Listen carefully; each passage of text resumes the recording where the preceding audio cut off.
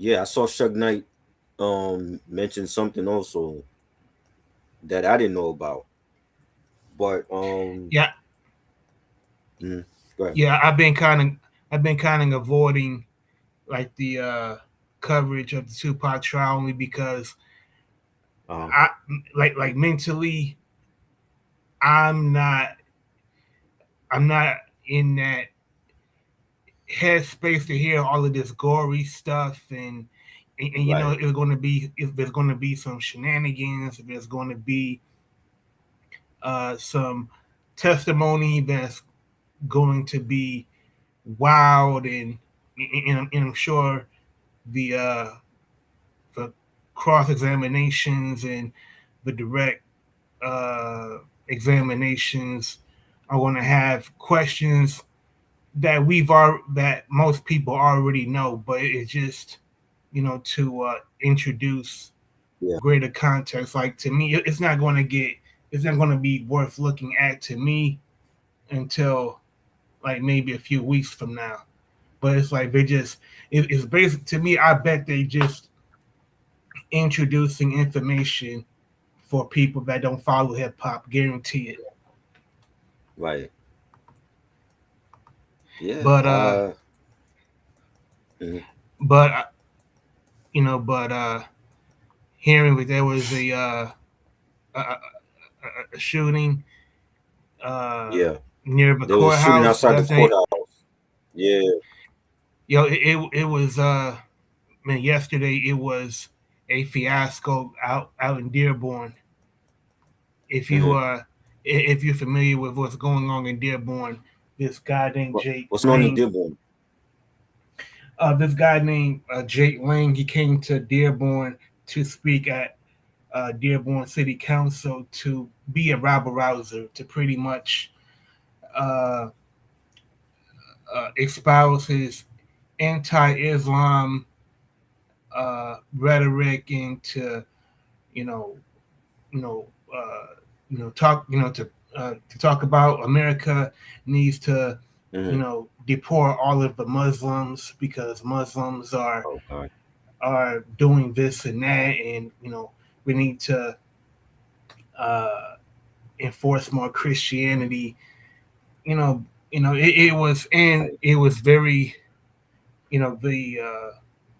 the protest attracted counter protests, and then you had it didn't stop there. You had a couple people with Nazi flags. You had Hmm. a lot of people with pro America chants waving the American flag, and then there were some Right. people that was uh, that was chanting some things that made MAGA upset. So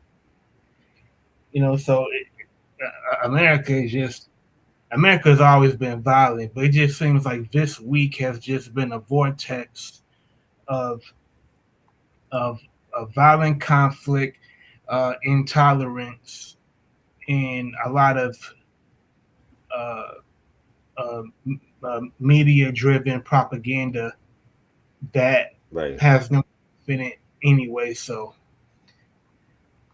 so Facts. Yeah. I'm ready. Um. I'm ready to learn more about what happened today.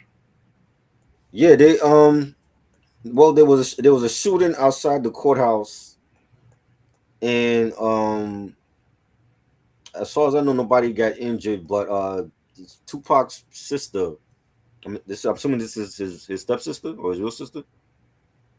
Um, Sequoia Set Shakur released a statement saying that my family was safe away from the courthouse and privately having lunch when an unrelated shooting occurred blocks away near a Starbucks. It had nothing to do with Tupac or our trial, and it was resolved immediately. Please help keep the reporting accurate as we continue seeking justice for Tupac's life and legacy. Thank you. So apparently, it had nothing to do with the trial, but it was near the trial. So automatically, you're gonna start assuming this had something to do with Tupac's case, Oh, I can just right? imagine like Mhm. the usual suspects, Yeah, running with this. story for the rest of the week, Oh and yeah. it's already a circus, but this is just added. This incident just added the trapeze and the uh, the circle of fire to the mix. Right. Oh yeah. So that happened, and we currently in day three of the trial, and Suge Knight had some interesting things to say. Apparently, he said on this podcast that when the night of Tupac shooting, Keefe D came to him and said that Diddy paid him $1 million, right? But he only got 50,000 of it. The other 50,000 he never received from Diddy to take out Pac. And he said it wasn't just Diddy that wanted Pac dead. It's others that he didn't name in the business that wanted Pac dead because of the coastal beef between the East and the West. So it's not just Diddy. Supposedly, this is coming from Shug that it's not just Diddy, but there's other powerful people in the industry that wanted Pac dead because of the beef, the coastal beef that happened, because they looked at Pac as a threat. That's coming from Shug. That's what Shug said on the platform. I saw the post on Instagram, and in his own words, they have the whole interview that he was speaking about.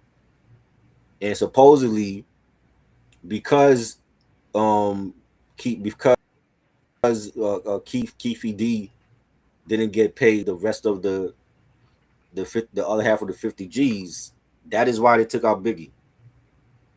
So Biggie, like we assumed all along, Biggie and Pac's case are connected. That's coming from Shug, that because Keefe D didn't get paid the other 50 G's, they took out Big. So I don't know how true that is, but that's to me that there's other people involved in the industry that wanted to see Pac dead besides Diddy. So Suge So I don't know. refused to Yes, I did. testify. I've seen that, but I heard about Outlaws. Right. So Suge Now go. refused to testify in court because he didn't want to be a snitch, but he's going to give up this information freely on a generic podcast. That's what I don't understand. That's what I don't understand. That part. This, So I mean, no matter I how you don't cut know. it, this, no matter how you cut it, this is beyond tragic and senseless because now 30 years later you have Suge in jail that is revealing this information for you know I I don't know for what reason, and then you got uh uh the defendant in court who I'm sure I'm sure in I believe in his own way is reveling in all this attention Right. because now he went from being somebody that was known in certain circles to now being on national TV every day while this trial is taking place, and Hmm. you and he and I'm sure his book has renewed interest from the public, and I'm sure that Right.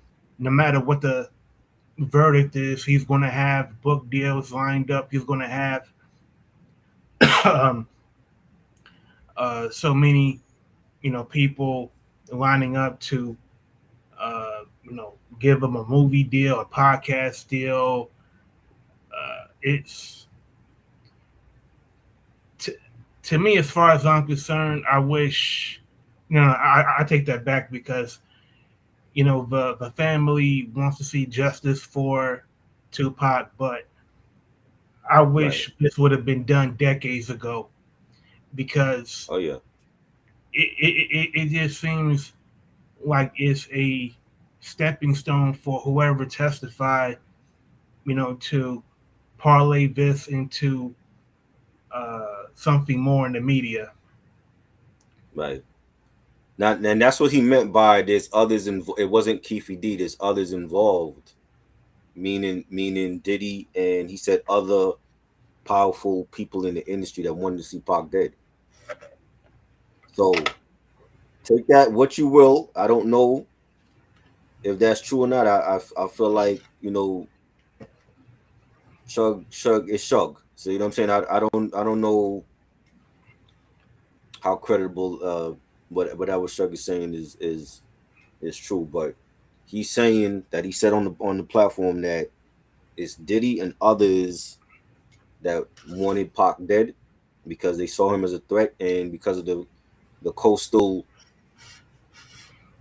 feud and I've been hearing this from Keefe D was on all the dialogue and other platforms saying that Puffy's the one that ordered the hit on Pac for $1 million. He only got paid 50 G's and he wanted the rest of his money and allegedly that's the reason that Big got taken out because niggas wanted their money and didn't get paid. So I don't know how true that is.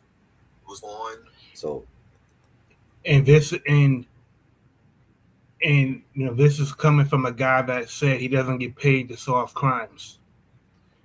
But right, now he's that part. Mr. Law and Order. Now he's uh, Right, now he's on the beat to to uh, reveal clues about the murder of Tupac.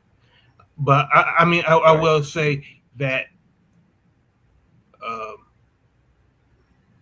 if you look at the music industry 30 years ago, Mm-hmm. the the climate in the streets and in the music industry is completely different than it is now. Like what I Right. mean by that is, I mean think of a top artist in rap in 2026. Mm-hmm.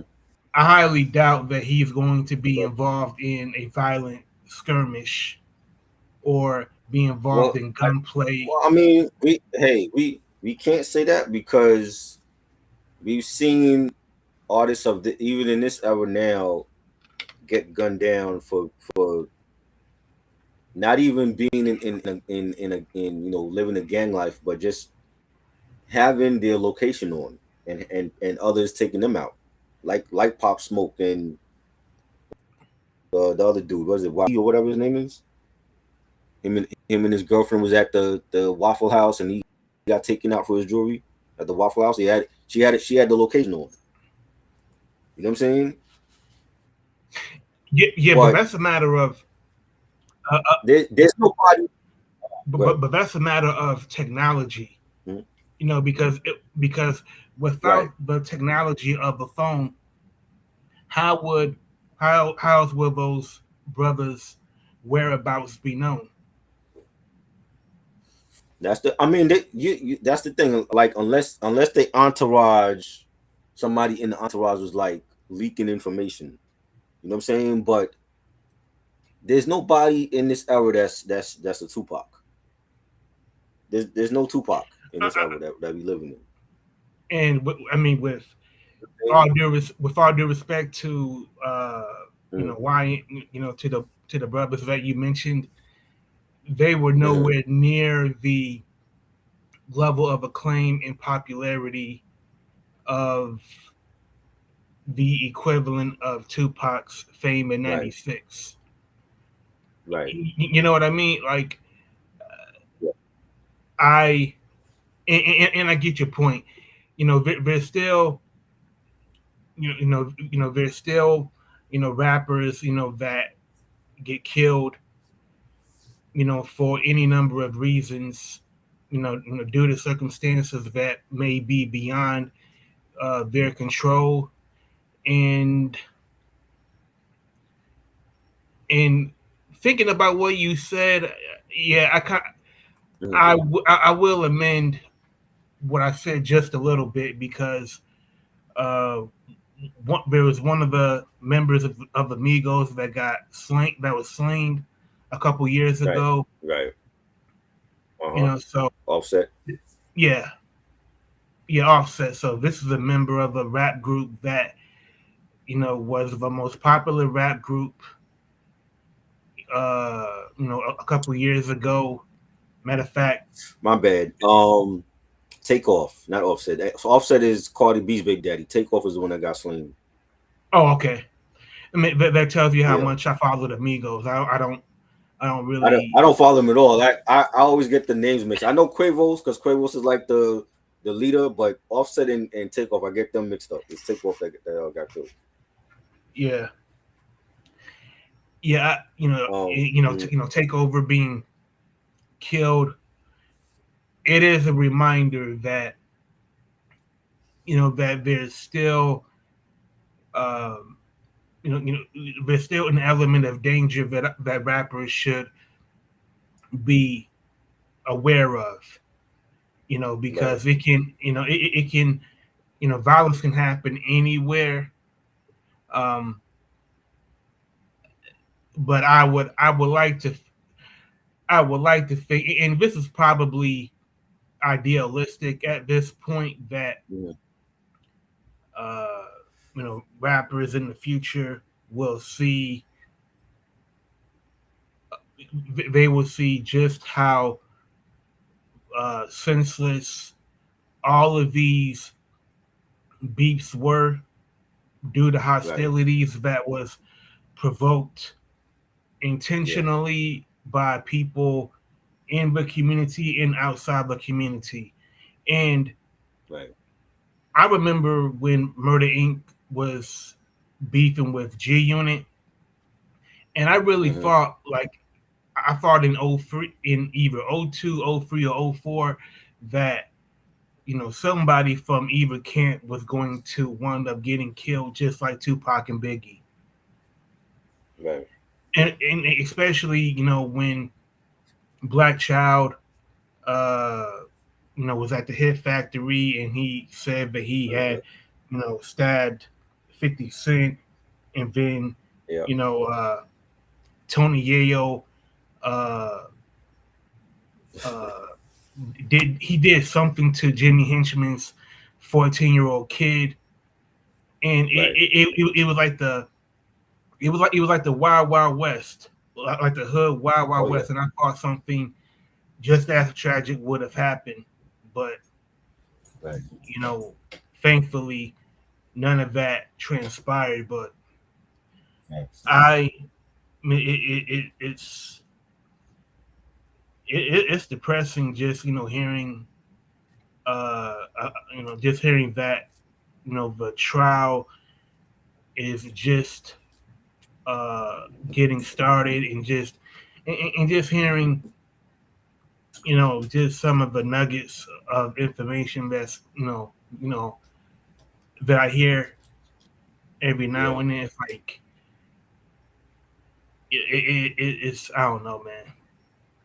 Yeah. It, It's been on. I've been watching the clips on Court TV. It's been on YouTube and CNN is discussing it, and this is a major. This is probably the biggest case we've had since Michael Jackson case the second oh, time around, Conrad like Murray. 20 years.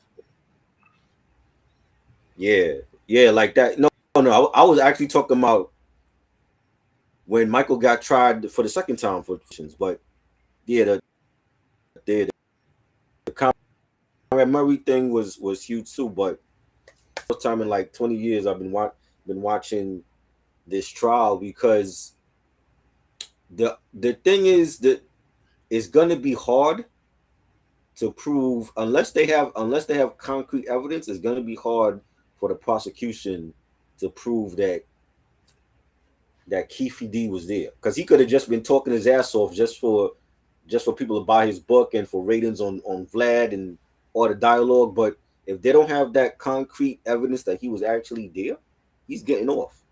And then it's back to square one. We still ain't gonna have somebody to put behind bars for this murder. You know what I'm saying? Well, But I isn't he think also, uh, right, isn't he serving time concurrently for drug charges? yeah. But the thing is, like, for this case, if he's convicted, he could do life, and he already old. You know what I'm saying? So it's like I think for this, because it's such a high profile case, and Biggie's murder could be connected to this case. I think he's gonna be the fall guy. Like even if he didn't do it, and I think there's other people involved in both murders, but I think because it's been 30 years and people want to see somebody, I believe Pac's family want to see closure, and the fans want to see closure. I think he's gonna be the fall guy for this. They're gonna find a way, even if he wasn't there, they're gonna find a way to lock him up for life, and just so they could be like, yo, like, this case is closed. Y'all got what you wanted after 30 years. Let's move on to the next case. But I don't know, because but the thing is, what did they take? Remember when they raided his home and he got arrested? What did they take out of his home? Because supposedly he had he had the bullet fragments from the gun. Where's the actual gun? Nobody could find the gun or the getaway car. Where, you know what I'm saying? So he had like pictures of Pac and all that. Like, why was this man having, like, that's a different sort of, that's a different level of collecting. Like, we're collectors of, like, of the culture. That's a different level of collecting, to keep bullet fragments and pictures and all that of Pac. That's a different level. That, why did he keep that shit for 30 years? You know what I'm saying? I, So, I mean, but they have to have evidence that he was there, though. yeah, I mean the but the I mean it sounds like he has uh a memorabilia collection of a person who he uh at the very least um had a hand in helping to kill, Right, which is right. which is which is weird. Uh, the to me, what I'm really what baffles. I mean, not. I would want to know how was the Mm. evidence collected and what measures did they That's take to make sure that the evidence was not tampered with, that whatever uh, uh, physical uh, uh, proof that they have that uh, Keefe D was there, for the prosecution's case, you know, that, if that stuff was mishandled, then, that's, that's a major, major red flag for them, because this took years to build and took years to investigate and to have all of these expert witnesses, expert, uh, you know, ballistics people going over with a fine uh-huh. tooth comb. And Right, as far as like, Keefe D, if he is a patsy, he was a willing one, because it was right, him that continued to go do interviews with these platforms that reveled in him telling these stories about his role in Tupac's murder. right. Like, to me, like, A patsy is somebody that is completely naive, completely unaware of the kind of trouble that he's in. Keefy Right. D knew what he was doing. Like he knew uh, what the public wanted to hear, and he accepted money. He accepted the attention, and whatever he agreed to with that proffer agreement. That's really the reason why he's in the gym that he's in now. The thing is though, just because he said shit in his book, went on these platforms is to sell kind of stuff, don't mean that it's actually true. That's the thing. Oh, It's like I really hope they didn't. I hope like because you would think it's a high profile case. People been wanting this. They've been wanting closure for this case for 30 years. You would think, and I hope that they got him on some type of evidence to even have a trial. They have to have some type of evidence on him to even have the trial in the first place. So I don't know what it is, but my thing is, I hope they didn't just go off of, oh, well, he was on DJ Vlad and all the dialogue saying shit, and if you read his book, he said this and this and this. But if he wasn't actually there, they can't convict him. That's going to be I'm, the thing. If they don't have concrete evidence that he was actually there, if there's no phone records or no, remember the thing that's going to fuck up this case too, if he should get off, is the technology. There was no cell phones back then. There was no cameras back then on the streets like how it is now. Everything you can see everything now. It was none of that was present back in '96.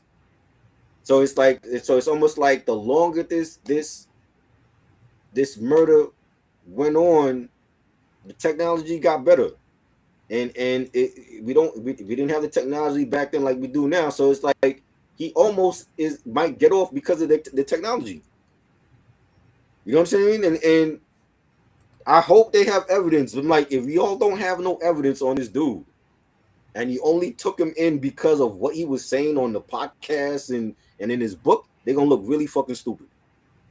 Because I'm that's like anybody could do that shit. Like somebody could wake up tomorrow and be on a platform and say, "Oh well, you know what? I know who killed John F. Kennedy. I was there," and they wasn't actually there. You know what I'm well, saying? well, the trial, from what I understand, is 3 days old, and this trial is expected to last for a month. So maybe the prosecution is just waiting, uh, a couple of weeks in to lay out, the big guns.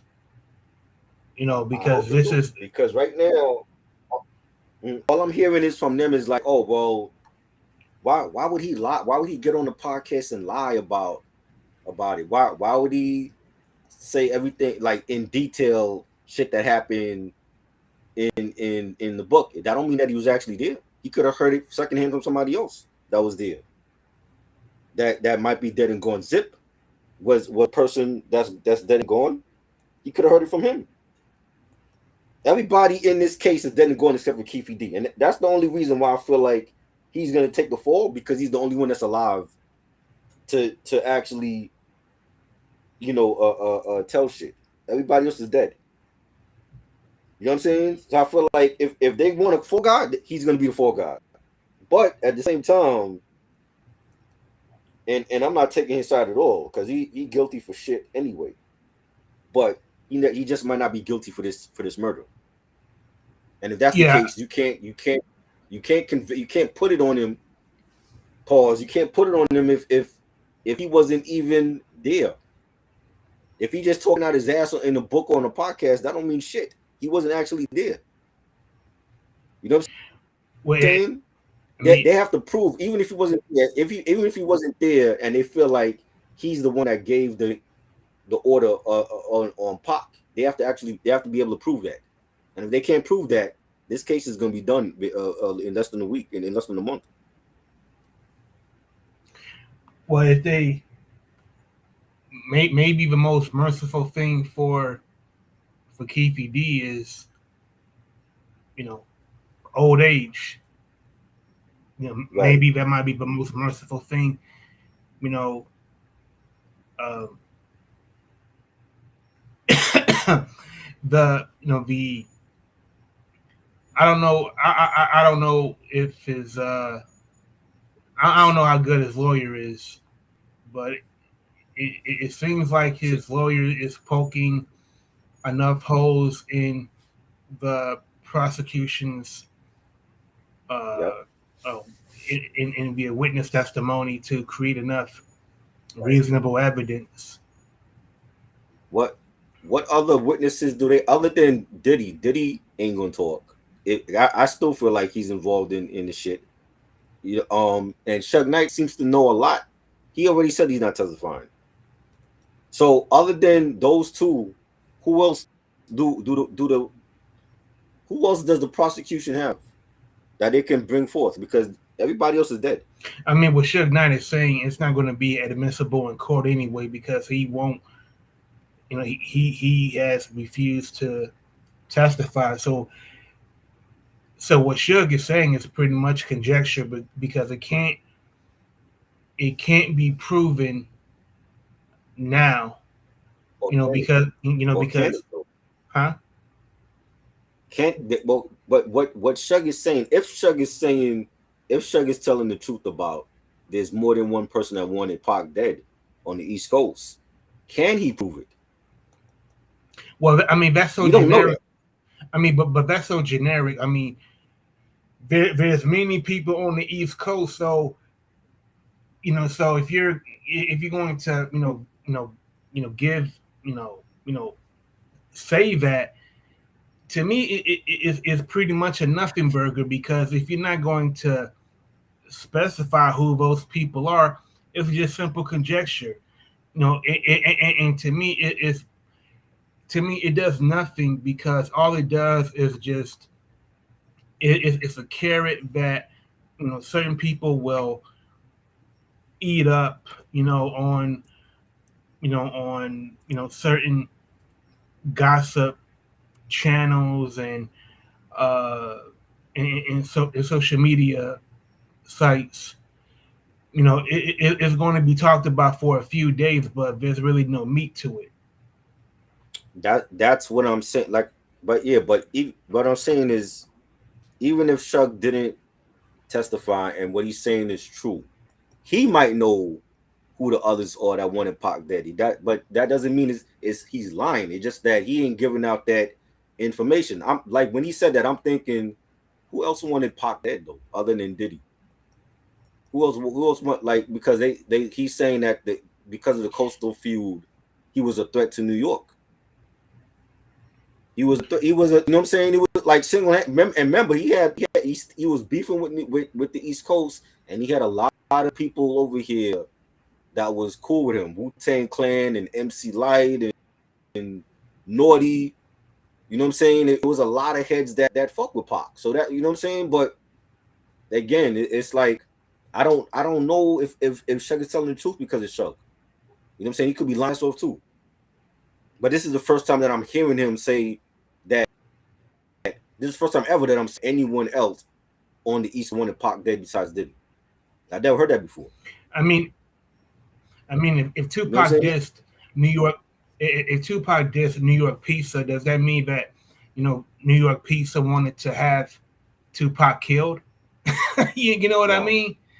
nah, It, it because I've heard in the interviews with Little C's and Warren G say Warren G came to Brooklyn and was smoking in Bed-Stuy with Pac when all this shit was going on. You know what I'm saying? And that's something like we didn't see all of that back then because the media made it look like it's fuck the West Coast and fuck New York and so we didn't know all of that was going on that they were still coming over here and they smoking with Big. And the, that came from Warren G and Little C's saying that shit. So I mean like the that's what I'm saying. It's like there was shit like because of the technology now we're starting to hear all the bullshit that we didn't hear back in the 90s. I mean as far as Shilk's theory is concerned, there's only one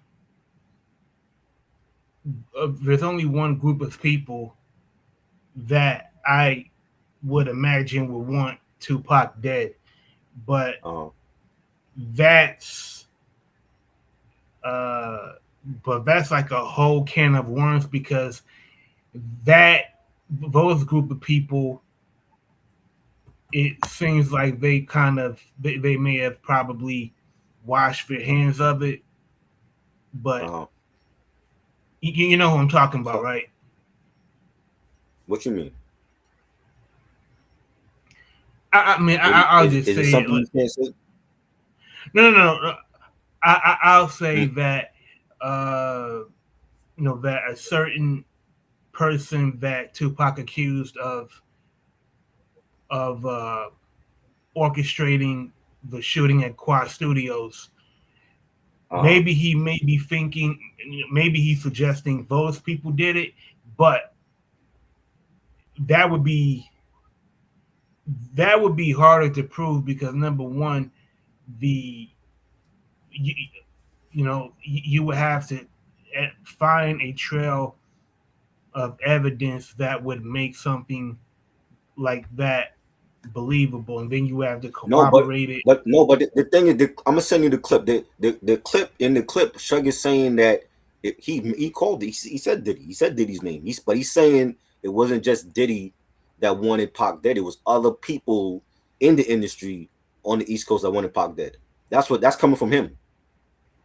Mm. So he mentioned Diddy's name, and the thing is, Keefe D all along he's been saying Diddy was the one that paid him off $1 million to take out Tupac. He only got 50 G's. He never got paid the second half. And Shug is saying Biggie's getting killed was because of that. Because niggas never got the second half of the 50 G's, they took out Biggie. Supposedly. That's coming from Shug. Mm. So I could see where he could be right in that. In retaliation, they didn't get paid fully. They took it out. Big unfortunately was the one that got taken out. You know what I'm saying? But the part that Shug is saying about this other powerful people in the industry that wanted to see Pac get taken out, that part I didn't know about ever. This is the first time I'm hearing that. Salute, Ray.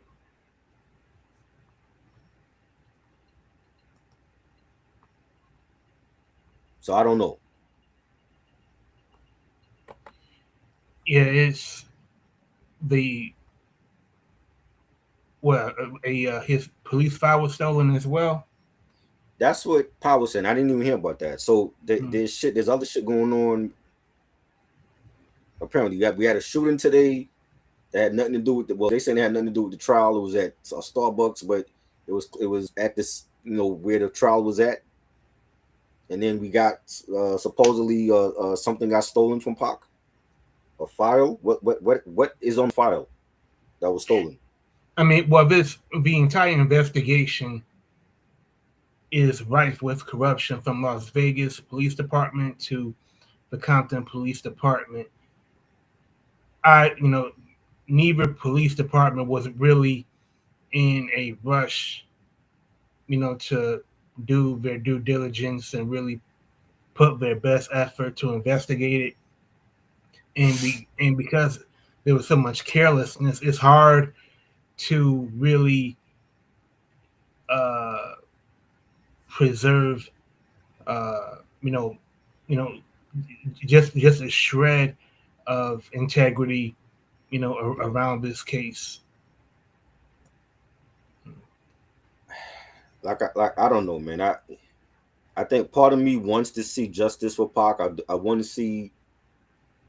I want to see somebody. If it's not Keefe D, I want to see somebody locked up and behind bars for Pac's murder. It's 30 years. It's way too long. That this case, both of these cases should have been solved back then. You know what I'm saying? And I don't. I feel like Keefe D is involved somehow, but he didn't necessarily was the one to pull the trigger on Pac. But I do feel like he's involved. But they got to prove that because that would be like some bonehead shit for them to just take this dude in based off of what he was saying on a podcast and in the book. But where's the concrete evidence though? But if They if need that concrete did evidence to lock him up. But if Mhm. that did happen, that would be a that would be a lesson for a lot of people that Right. that go and run their mouths about things that Hmm. should stay in the streets. He Like wanted for the clout. yeah, like for cats, that are you know that are from the streets and they live by a certain code. They go out of their way to find the nearest couch and podcast mic to tell these exaggerated stories, lie, Hmm. all of these lies. It's uh, The, and to end it, it would be if the worst came, if he was found guilty, it would be um, it would be poetic justice because what you say, hmm what you know what's that scripture? There's power of life and death in the tongue. Like right. you were lucky enough to escape the jaws of death, Right. but you kept you kept coming out to find other alligators and lions, to poke your head in their mouths, What's and, good? and now you're in danger of What's getting goody? chomped on. What is goody? Right. Right. What Salute. up, Freeze? We got Unc Salute. Freezy in the building. What up, Jersey? Yeah, I know what it is. What's good? What's good, man? I'm Chilling. I'm I'm using we're using Restream today. But is not working today. I don't know when. So I'm like, yo, we gotta use Restream. I like Restream better. It's much smoother.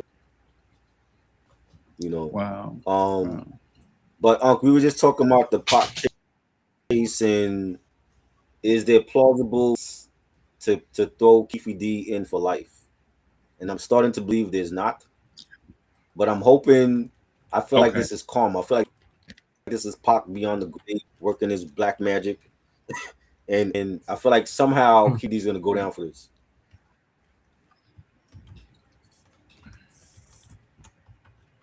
What do you think? You have any thoughts on this?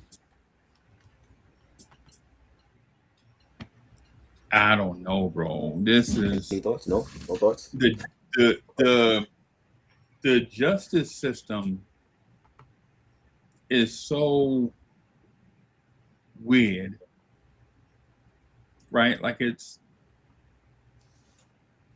my initial thought is that you're absolutely right, right? But then also, what if he does go down for the murder and then we find out that the killer may still be out there? Don't that just give you more questions than answers? I don't Well, think it's gonna stop people from talking, bro. I mean, because cause to me, I'm like, yo, like the autopsy photos, right?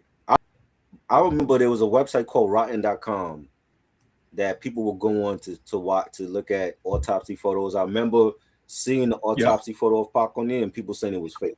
So yep. where is the real autopsy photos? I've never seen them. How did they get them? I don't know. You feel me? Like Right. I don't know, bro. There's a lot. The thing with the LAPD is not cooperating with the case. They don't want I nothing to wouldn't do either. with it. They've asked them to turn over. They've asked them to turn over files and stuff. They're not cooperating. So what is the LAPD hiding? Nothing. They just trying to rehab their image. They just not. They just trying not to be It's too late for that. associated with the stuff that made them look terrible in the first place. I mean that. I mean that. It's too late. They've done too much dirt. But Yeah, even before the Tupac killing, Las Vegas is known for being a place where a lot of them too. shady dealings are Yeah. are held at. You know, like Right. for example, Right. the mafia, they set up shop in Las Vegas long before anyone did, but setting up the casino, setting up all of these live entertainment, venues, for people and show business to perform Mm-hmm. at, Yeah. boxing, To Right. launder money, all of it, just to launder money, mafia money. exactly, and Right. so I'm sure that the police department, they got, as far as they're concerned, they're probably thinking they got bigger fish to fry. Like this is Mm-hmm. just a hindrance, to And um, don't they have the Olympics coming up? They got the Yep. Olympics coming up in 28. Oh hell no, Yep. they ain't messing with Vic, man. They ain't ready. No, they ain't ready to risk not I damn bit mean, of dirt getting on their name. They're gonna try to look squeaky clean until the Olympics is over, bro. yeah, The but we last thing can't you wait want that to do long. for We yourself need a we is need a have your, somebody locked up now. We need somebody huh? locked up now. That ain't LA fault. That's Vegas. That murder No, occurred in Vegas, we need somebody locked up now for this though. right? That murder occurred in Vegas, right? Right. Yeah. I mean, and at this point, Yeah, I but think, they're supposedly. and at this point, Right. chances are, whoever is the killer, they're not here anymore to even answer for it. True. They could be dead too. They could be gone too. I feel like that's what I'm saying. It's like if anybody go down, they're gonna make Keefe D the scapegoat. Even if he didn't do it, they're gonna be like, yo, we got it, we want closure for this case. And since you're the only one that's alive, we're gonna pin it on you. And he gonna feel like shit because he was on all of these platforms running his mouth for years in the book, and he wanted the clout, and this is what happens when you chasing clout. This is your gift. Man, So that man about to skate. so who so Yeah. who so who are the people that testify for the prosecution so far? They had a woman, I forgot her name. They had a woman that was there, and she was there with her sister, I believe, and they were like in a car, like they were parked like near the shooting scene, and they heard the gunshots, but she was there, so she didn't see who actually pulled the trigger on Pac. She don't know if Keefe D even bring her in. She didn't see. She was there at the scene, but her head was down, so she didn't see who actually pulled the trigger on Pac, and she couldn't tell if Keefe D was there or not. So that was like a waste of time. You know what I'm saying? And then they Hmm. have Reggie Pac Jr. was there. deserves justice, right? Like Pac deserves justice. Period. Right? We Right. understand that, right? But justice doesn't mean conviction all the time. Like it don't mean just grab the closest person, like vicinity. It means get the person that did it. And then for some, the The justice person that is did it is keeping. allegedly dead though. Orlando And Orlando Anderson is dead. Supposedly he was the one that pulled the trigger. Huh? so we gonna get Keefe D to stand in his place. Like, hey man, since he dead, man, you gonna go ahead and do these years. Nah. I feel like yeah, but this is a high profile case that should have been solved, and I feel like the powers that be in the government, they're gonna make him the scapegoat, even if he didn't do it. They're gonna be like, yo, since you're the only one that's alive, we putting it on you. And And you can say that's his punishment. That's his punishment for chasing that clout, and you see what clout gets you. It gets you locked up for And life. right, but and you think the LAPD want to be associated with that?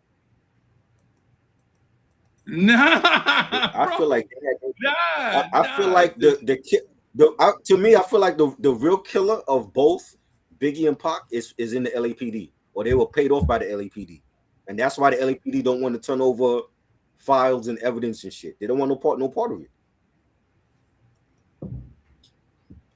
Rock, I ever tell you I'm a conspiracy theorist? Nah. I am, bro. One of these Friday nights, man, you're gonna have to come hang out with me, bro. Where when I go deep into the rabbit hole, bro. When I go deep into the rabbit hole, because honestly, I think Pac, I think Big, I think Nip, I think Prodigy were all by the man. I think the man got all of them. Right. You mean Scott LaRock? You mean like Scott LaRock, counterintelligence? bro? Do y'all know the story about Scott LaRock? No. You think Scott LaRock was a conspiracy? Bro, I thought Scott LaRock just got gunned down in front of a club.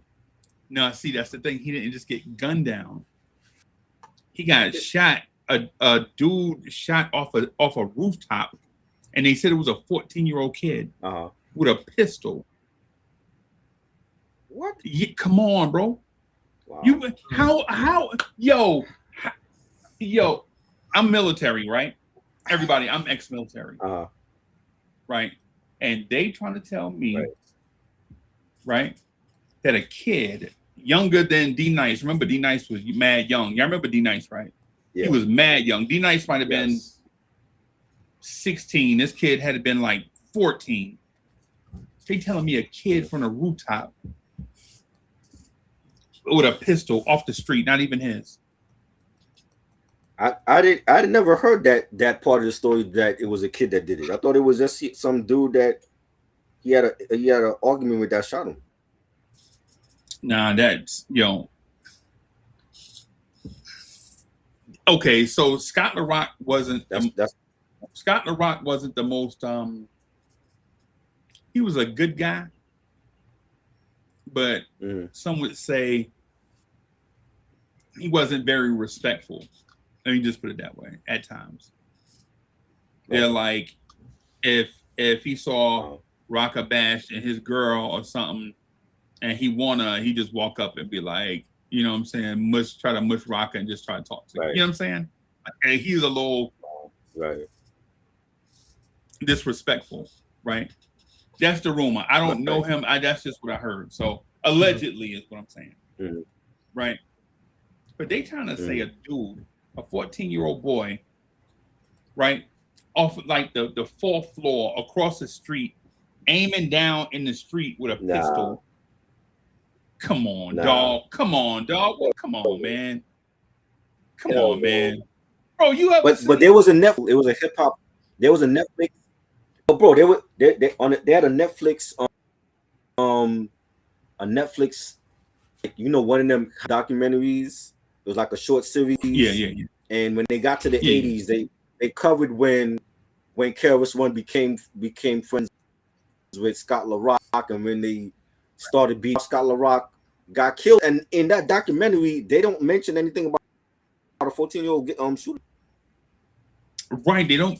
Right, I'm telling you, bro. This is what I'm saying. Over the years, like when it first came out, they was like, when I first heard it, it was like, yo, R.I.P. Scott LaRock. No, hand to the man. That's the first time I had ever heard the term R.I.P. Right? I was like, R.I.P. Right? They all on the radio. People on the radio. They're like, yo, man, R.I.P. Man, Scott LaRock. You know what I'm saying? And I was like, yo, what happened? Come to find out, like, and yo, matter of fact, I tell you what I'll do. I'll research it right here. I'm gonna grab some details for us. I'm gonna put it in the chat. I never knew that. Like, this is new. Again, I'm learning new things today. I did not know a 14-year-old was allegedly shot Scott LaRock. Yeah. I never heard that.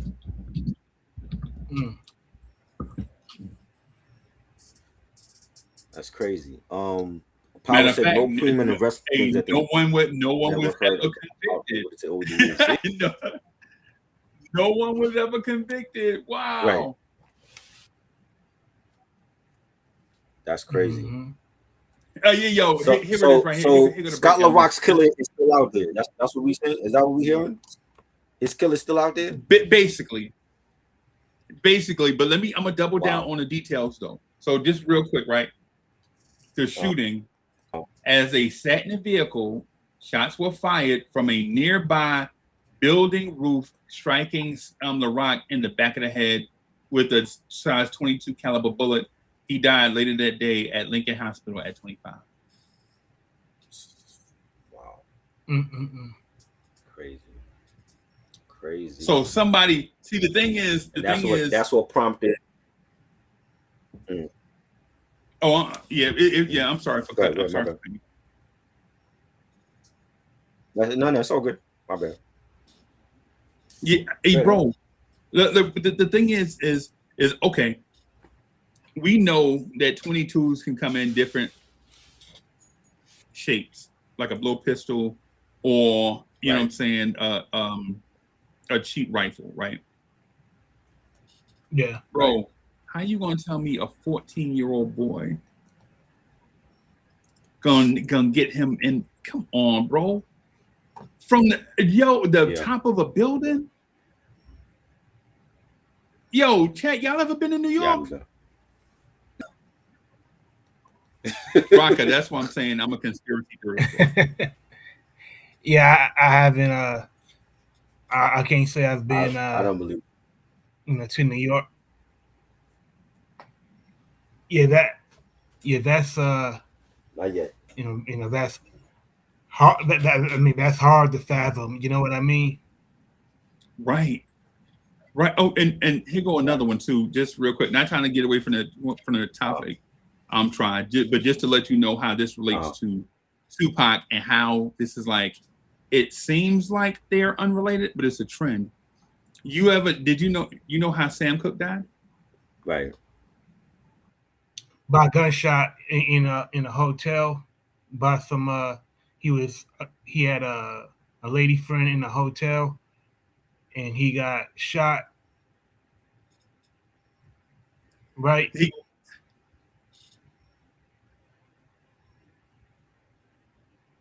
right.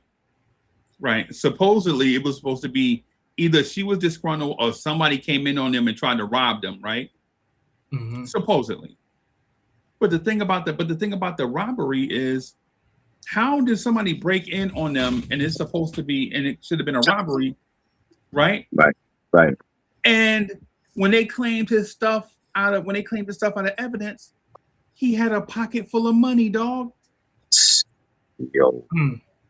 that's wild. How is this like a mugging and this dude got a pocket full of money? I don't know. That one I don't know.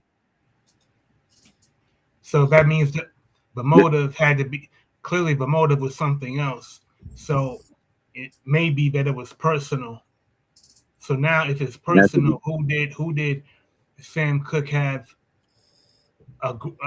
problems with? The government. you can't Or blame the or government. or or it could be related to business. Because Sam Cooke, he was one of the first that was that owned his own publishing, and I'm not sure if he owned his masters, but he had a very kind deal that allowed him to earn more per record than many in the industry, and maybe somebody wanted to uh, do something about it, just to put just to send a message to anybody else that you don't get to just have your cake and and and the industry doesn't get to eat off of it. Right. That's my conspiracy theory.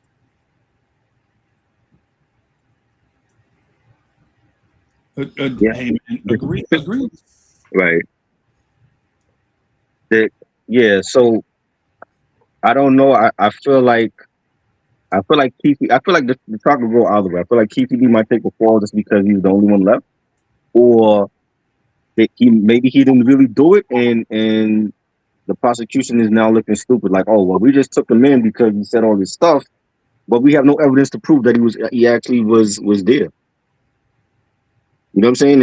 And that would look really stupid if they did that. If it came down to that. But here's the thing to that too, Trevor. Uh, If you the only one left, why would you take the fall? You ain't got no witnesses. yeah, but they want the case closed. The family want closure.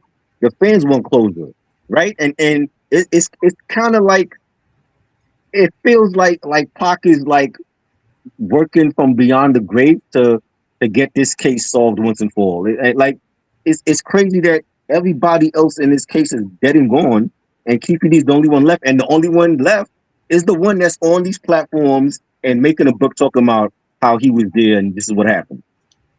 You don't think I mean, that's irony? I mean, what to prove if to prove that he was in Las Vegas. I mean, you would need a hotel receipt, maybe uh, a receipt for a car rental. Maybe They don't, photo. they don't have none of that. Yeah, that's. They don't got none of that right now. You know what I'm saying? And because the technology, we didn't have the technology back then like we do now. That's what I'm saying. Like Keefe D might walk because of the technology. And Because the irony to that is Las Vegas is where technology started. like see? that's the irony. I don't know if y'all remember this show called CSI. Used to come on CBS. The investigative show where the detectives go to the crime scenes and they use technology to break down all that stuff. CSI. Mm-hmm. Crime scene investigation. And so the irony is for those that remember, like around that time, Las Vegas used to be on the news all the time. Like they had all the cutting edge. That's why the show started out there. Right. And for them not to even have a bubblegum rapper from Keefe D, right? to you know what I'm saying? They don't. They can't even link him to this at the scene of the crime because he was. They don't know if he's there or not. They have to be able to prove that he was there. And mind you, this is no disrespect to Tupac, right? Because I think Tupac is one of the greatest Americans to ever breathe breath. In my opinion, right? I think Tupac Shakur is one of the greatest Americans to ever breathe breath. Right. Because everybody do stuff in different ways. Mm-hmm. And the way that he did stuff, he did it artfully. He did it in the street. He did it for a lot of times, bro. Like, I guess one of the things people forget is that a sword have two sides to it. Right. You know what I'm saying? Like Tupac did a lot of stuff. Right. Right. Some of it was great, and some of it make you want to scratch your head. But then at the same time, he did it all. So you got to take it all with. You got to take the entire package. Justin said only if there were flock of cameras in '96, the case would have been solved in a few days. Yeah, I agree, but they don't have that. There was no video. They don't have video. We didn't have cell phones back then. There's none of that. So the prosecution have to be able to prove that he was there, and I don't know how they're going to do that. Even if they had a picture of Keefe D, right, in Las Vegas, what the defense is going to do, they're going to they're going to say, well, it's on a bullshit Polaroid. Right. How can you really tell if he's really there or not? They're going off of hearsay, and hearsay is not enough. They're gonna need actual hard evidence. If they ain't got that, he's walking. Right. I'm sorry. Then you're back to square one. Then it's like, oh well, now we don't know who killed him or Biggie because the killer could have been dead and gone, or they could be still out there and nobody's saying nothing. They're gonna take that secret to their grave. So And I don't then, know. yeah. Hey, Justin, if you need some flock cameras, I got about 40 flock cameras in my neighborhood, bro. If you, Wow. hey, Walker, hey, as a matter of fact, the state of Michigan and the state of West Virginia got me. I'm not West Virginia, the state of South Virginia Carolina. and no, the state of Virginia and the state of Michigan got me. He said, I think, yeah, well, we know that the cop. I only owed them like $13 though. He said, I think dirty cops killed them. That's what I think. Yeah, well, we know the rumor was always LAPD was involved with their cops and they involved, but again, they're not cooperating with the case, so they can't force them. I wish the president, if we had a good president in office, could force them to do it, but Trump don't give a damn. He don't care about this case. You know what I'm saying? I wonder? Do y'all think if this was a trial around Biggie's murder, would there have been a better a better promise for conviction? Nah, not if, because I feel like both cases are connected. I feel like both cases. I feel like if you solve this case, you can solve Biggie's case. You know what I'm saying? Especially after what Shug said in that clip about how it's not only Diddy but there's other people that wanted Pac dead. So that means we all along we thinking it's just Diddy, but is he saying there's other people in the industry that wanted Pac dead because of the coastal feud or whatever? Yeah. So I don't know. You know what I'm saying? But I think we would have been in the same situation if it was Biggie's case and like, yo, nobody talking, and Diddy name comes up in both cases. That's the one common denominator. You know what I'm saying? So we'd be back to square one. Yeah. Big thing is sad too, man. Yeah. That's exactly what I said at the very beginning, that no matter how the verdict goes, it's still senseless, it's still tragic, and this should be a reminder to people, especially like the new generation of rappers, that the circumstances around this case, it's a reminder that you have the power, to make better choices, to lead a better lifestyle. Right. Because I said this earlier, I truly thought that when Murder Inc. and G Unit were going at it, I thought somebody was going to actually die, just like Tupac and Biggie. Right. Well, when you said Murder Inc. and who? You said Murder Inc. and who? I'm sorry.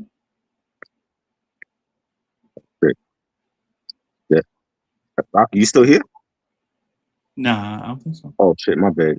Yikes. I'm trying to like get rid of the side thing on Restream is crazy on here. I'm trying to get rid of the side camera, but my bad, Rocker. Oh, I was saying that I remember when Murder Inc. was going at it with G Unit. Yeah. And there were times where I felt like one of those people in those respective camps was going to meet the same fate as Tupac and Biggie. Right. And I'm thankful that none of that transpired. But you see though, the thing with I don't think Gotti would have let any of his people get that far. You know what I'm saying? I mean, the beef with 50 and Ja Rule was like a street thing before they even entered the business. Yeah. But I think for Gotti being the businessman that he was at that time, I don't think he would have let like Black Child and that whole roster get into like some major trouble, because then it's like you're conceding to G Unit and you're conceding to 50 Cent, and it was already bad enough for Ja Rule the minute that Wankster came out. You see how many of his fans turned on him? You know what I'm saying? So, okay. But Robert, there's a Chris Gotti part element of it too, though. Right. right? Right. You know what I'm saying? Right. Like Irv, because we know Irv was a prodigy DJ, Mm-hmm. started DJing at 10, rocking parties. Adults was paying this little kid to come do their parties and all that stuff. And you know what I'm saying? So he got in the street because of these. Right. Right. But his older brother was known in the street for being like the street guy. Right. You know what I'm saying? Right. And so there's a lot of, I would say there's a lot of near misses and then a lot of clumsiness too. I think there was a thing, I think I heard a story, like, I don't know how true it is, but I think it was like some G unit was going to just, or Murder Inc., some guys from Murder Inc. was going to do something dirty to somebody and they show up. And it's like Suge Knight and a bunch of dudes surrounding G Unit or something crazy. They just leave. Oh, that was at the video shoot for In the Club.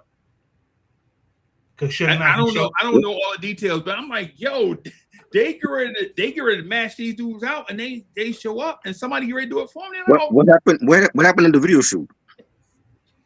Oh, Suge Knight showed up to the In the Club video shoot, and he went there to confront. I think unit, right? Yeah, and he was, and Dr. Dre was there, and 50 said that Suge Knight showed up and Suge was trying to punk Eminem, and Eminem didn't move a muscle. Wow. So Suge's intimidation tactic didn't work.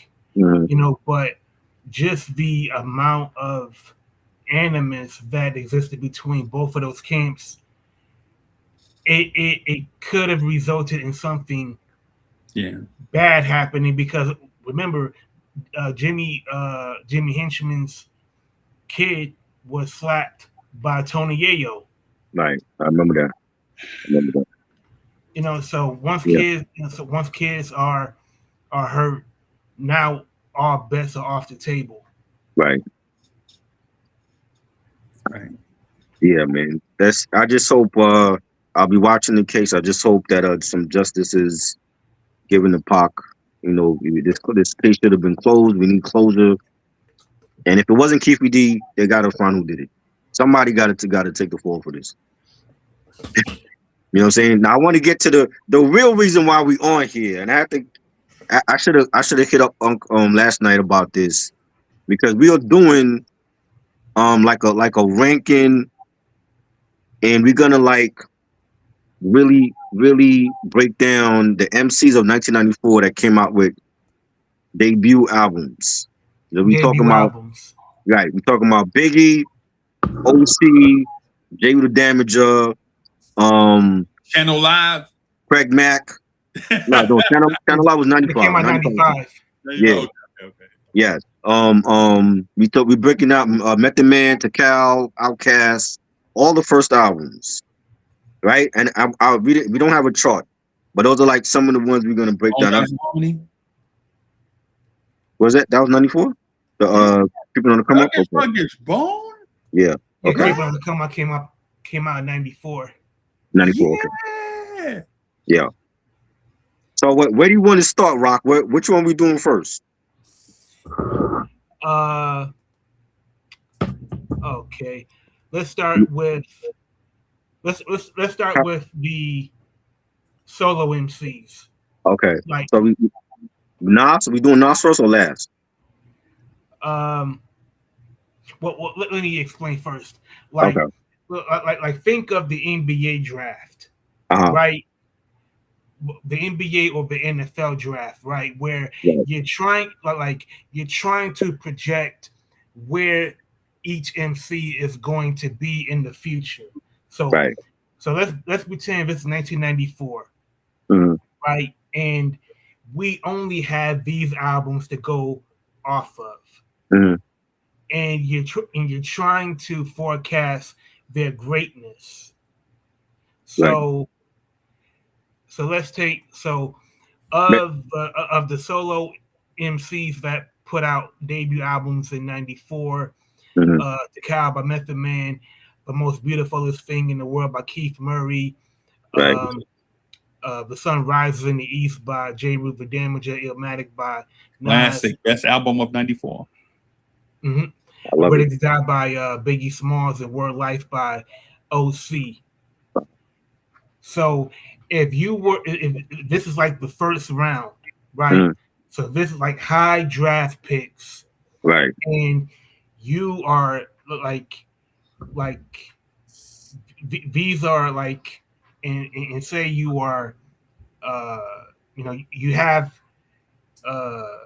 you're on the clock, right? Yeah. Mhm.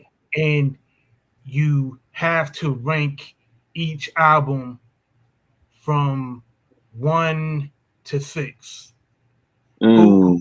Who's going to be draft pick number 1, draft pick number 2, so on and so on? I gotta go with Big.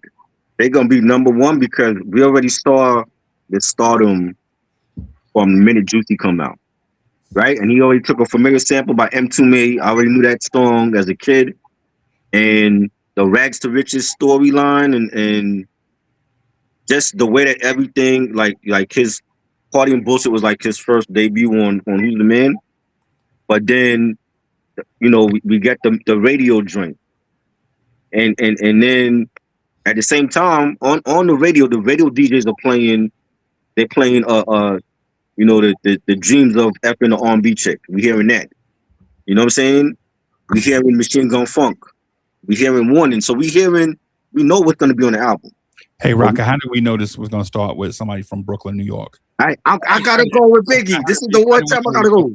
Brooklyn, New You York. already know. I gotta go with Big because I'm gonna tell you the reason why. I'm gonna tell you what the reason why I picked Biggie and not Nas, because I didn't see this for Nas. Because even though like everybody was saying Illmatic was great, but I didn't think Nas would be here 50 40 something years later. Can I just add a fact to this? Right, and this is not me going at Triborough, y'all. This is just me and him agreeing on just this one topic. Mm-hmm. Man, Ready to Die stumbled out the box, bro. Ready to Die, the album was not a guaranteed hit out the box. No, that is not true. That's Illmatic. Illmatic wasn't a guaranteed hit out the box. No, neither. I'm not, but I'm saying in terms of there was Big did there was a remix to a song on his album, and once he did a remix to the song on his album, not the last one off the album, but I think it was like Big Papa, I think. Yeah, there's a remix. The one he was like T-bone steak, cheese, eggs, and which is great. Right. That remix. Okay. Big Papa? Yeah. So now once that single came out, Big was out of here. Right. But we just watching like no. Okay. Hold up. When Juicy comes out, I remember watching the world premiere of Read the Music Box. When Juicy comes out, immediately that song was number one on the radio. Everybody in New York. Yes. Right? And then he hit us with Big Papa was the second single. You can't mess with that Ugly Brother sample. I'm not talking trash about the second single. The remix of the second single was dope. Right. What I'm saying is there was a bunch of people came out like legit. There was this female artist Jermaine Dupri had bought out. Yeah. Like he had kept her around crisscross. And she came out with a joint called Functified, bro. Yes. And for those that remember 94, you remember where you were when you heard 3 songs, right? Yeah. When you first heard Come Clean by J. Rue the Damager, you're like, oh, what is that sound I'm hearing? Right. Like, because the beat is so dope. It's like, it sounds like so grimy and distorted, but clean at the same time. Right. Like, you like, what is this? And then you like, yo, nah, that's that Premier joint. And you like, yo, Premier? Mm-hmm. It's like, and then you also heard this joint. My man, they come out like, as soon as the song come out, baptized in the funk. And as soon as it just start dropping, bro, everybody just stop what they doing and dancing, bro. Right. Like, everybody just, I mean, and there's nothing against Big. Mm-hmm. But the reason why I think you have this be a topic is because the entire year was great. Yes. And I'm just pointing out just elements within that year. Mm-hmm. And there is one other joint. It's like a half reggae, half dance hall type dude. I can't remember his name. It was two of them actually. You are Dolly My Baby. No, one joint was called Here Comes the Hot Stepper by Ani Kamosi. yes, I remember that. Right, that came out at the beginning of the year, and you like, Mhm. yo, because he took the Tyner Gardner Yes. sample, Yeah. and he mixed in the Junior Reed sample, the murderer part, murderer from Yeah. Junior Reed. So anybody, all the reggae fans is like, yo. Right. And then there's also somebody from BDP. I can't remember this dude name to save my life. Mad Lion. Mad Lion. Yes. Yeah. Mad Lion drops a joint and it's so smooth. It's unlike anything we ever heard from BDP before. Everything BDP is like boom, bap, boom, bap. And then, but you hear this thing come on and you're like, yo. Yeah. He just come on, take it easy, take it. And you're like, yo, this is crazy. Facts. That's why when I say the thing about Big, I'm not being disrespectful to the Notorious B.I.G. What I'm saying is, in 94, even with all that stuff, there are other people we gonna name, and you like, yo, all these people came out at the same time. Right. That's why when I say when Juicy wasn't the greatest video you ever saw, it was just like dudes on the street running. It was the most cliche New York rap video you ever seen in your life. You see dudes without a shirt on working out on the street. Right. And then you see a cop roll by and everybody take off. Right. You see a rapper rapping in the middle of the street like he oblivious to everything. Like that's the classic. Right. But the video itself is the rags to riches story of I went from Ashley to Classy. Right. You know what I'm saying? The Super Nintendo, Sega Genesis. When I was that broke, I couldn't picture this. You know what I'm saying? All of that was depicted in the video. I know that. I know. You know what I'm saying? So it was like he's a hometown kid, and he went from drug dealer to rapper, and the face of Bad Boy at that time when it first started, right? And at the same time, you got Craig Mack out with Flavor in Your Ear. That's the other part that I was the 1-2 combo for Bad Boy. You know what I'm saying? And Flavor in Your Ear is killing the radio. Right. Funkified and Flavor in Your Ear are killing the radio, bro. Yeah. Juicy is a good joint, right? In my opinion, it wasn't funkified, right? In my opinion, it wasn't Flavor in Your Ear. Now, Big better music than that later on, of course. Right, but the lead single was just like, okay. That shit ring off. Even now when they play that shit, the shit ring off still. That shit was up. It was already a hit with M2 made, right? When you pick the sample, everybody know the sample. Everybody knew it. Instantly, it's on the radio and it's in the club. It's already a hit. Puffy was a genius. Remember, Biggie didn't want to do that song. What it is, they people from Brooklyn. If you from Brooklyn, you can't lose with Triborough, bro. You feel me? Hey, Rocker, I'm just trying to add facts. Like, except with Fabulous. Except for Fabulous. Except for Fab, right? Fab. I'm just saying. When that song come on instantly, you know it. He didn't need a remix. He didn't need a remix for that. But Fab must be from closer to Staten Island. Like he ain't in Brooklyn. Fab is dope. I just feel like we gotta pump the brakes on great. Like for Fabulous, come on now. You know what I'm saying? Biggie, like Big didn't want to do that song, and Puff was like, "Yo, we need something for the radio. We need something for the women, for the club," and he was right. You had to release Juicy and then Big Papa. Oh, okay. Well, let me ask you this: bigger hit on the radio, Juicy or "I'll Take Her" by LL Scratch? Oh man, don't do that. Don't do that. This is 94, right? This is 94, right? Yes, it was 94. Yes, it was. Now for me, I'm gonna pick I'll Take Her because I like Brian McKnight on that song. but Juicy ring off in any era. Any era you put that in, 90s, 2000s, now it's gonna ring off. Well, that's not fair. Let me ask you another. Okay. Bigger hit, Juicy or Thuggish Ruggish Bone? I'm going with Juicy because I gotta admit I wasn't a Bone Thugs fan then when they came out. I didn't become a fan till first of the month, and that was what 95 that dropped. I wasn't a fan of theirs when they first came out. I wasn't.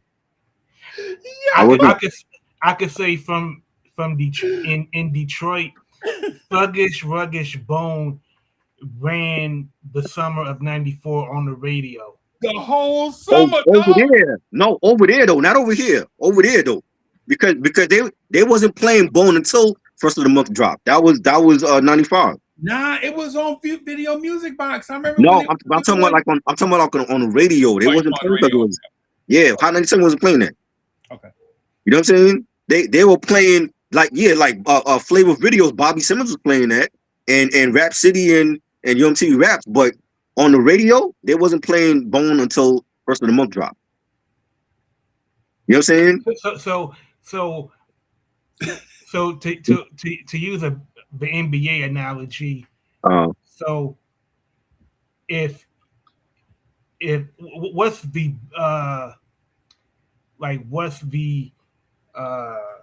what do you call it, like the blue chipper, like Juicy or Thuggish Ruggish Bone, like what shows the most potential? It's Juicy. It's Juicy. Nah, you already got a hit record that you sampled that was already a hit record. You can't lose with that. You're not missing. Right? It was already a hit record with them too, mate. All you gotta do is play the beat. You ain't even gotta sample it. Play the instrumental and let Big rhyme over it. That's basically what they did. Chat, y'all let Triborough get away with too much. Chat, y'all let Triborough get away with too much. It's an easy, bro. If he didn't even need Diddy to explain it to him. I'm telling Big myself, like, yo, this is an easy layup hit for you, bro. This is your first platinum record. It was already a hit with him too, mate. All you got to do is put the instrumental on and rhyme over it. Simple, easy peasy. It's a hit record already. That's what it was. And then you got the video come out, and then he's in the video with his actual mom, and then his daughter Tiana that was a baby at that time. You can't miss with that. Try, bro. Listen, I understand where you're coming from, bro. Because it's not a secret formula. Because AZ did the same thing in the same exactly. Year. Same thing in the same year, right? Yeah. Like, right. Yeah, I remember Sugar Free. I'm sugar free. Yeah. Yeah. And when the girl is singing that her man locked up, right, and she's gonna be sugar free until he come home. Mm-hmm. I'm sugar free. Ironically, the name of that group is Juicy, by the way. But at the same time, I get what you're saying. Right. But come on, man. The Thuggish Ruggish. See the thing with Thuggish Ruggish Bone, it was a different sound from a different region. And you know how New Yorkers was back then about regions. Very territorial. They wasn't trying to let everybody in unless you were really dope. Right? So they slept on Bone Thugs for first album. Just like they slept on Outkast's first album. Hey Rocket, let me say this real quick to Trump, bro. But try, this is a general hip hop conversation that includes everybody. I know about New York. I'm saying New York at the time. That's why I'm describing New York at the time in the 90s for 94 and what was being played, and they wasn't receptive to Bone Thugs because they were different. They didn't sound like New York. It took them a minute to like, okay, let me what these guys are about. I was there, bro. I was there. Right. I was there. I was with you. I'm listening to the same radio stations. I'm sorry. Go ahead, Rocka. Now, I understand that in New York City, that Bone Thugs and Harmony, their sound and the way that they harmonized and rap, they sounded closer to West Coast production more than anything that they were accustomed to rapping in the Midwest. So I could understand that Juicy appealed to New Yorkers' sensibilities, especially with the Entombed sample of Juicy Fruit. Right. And Big pretty much rhyming, the classic coming. It was a lazy make a hit. It was a lazy make a hit for everybody in New York did it, bro. No, it is not a lazy making hit. did it, bro. I think Dude, you cannot say that because not everybody had a hit. Artists tried to have a hit, and they failed. So it's not a lazy making hit. Not everybody can have a hit record or a hit Right. album. You know what I'm saying? But I'm saying when Diddy actually gave him good advice, like, yo, we got to hit the radio with something for the clubs to dance to, and that was the joint. Like if he had came out with Machine Gun Funk, it wouldn't have ring off. Yo, my favorite joint on the whole album is Everyday Struggle, bro. I ain't I gonna lie. love that, man. What up? Everyday Puerto Rico, what up? Puerto Rico. What's Oh, good, bro? So Puerto if Rico. oh, so if Juicy, like say Juicy is like the preseason, right? And Big Papa is like That's the season. from That's the season. Yeah, that's in the season, like from November, to what, January, right? Right. And then you got Warning. Big Papa.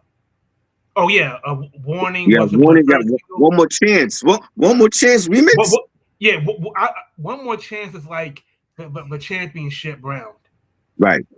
Hey, Big Papa is like this, Rocco? Yeah. I don't want to disturb your point. I just want to say this just real quick. Yeah.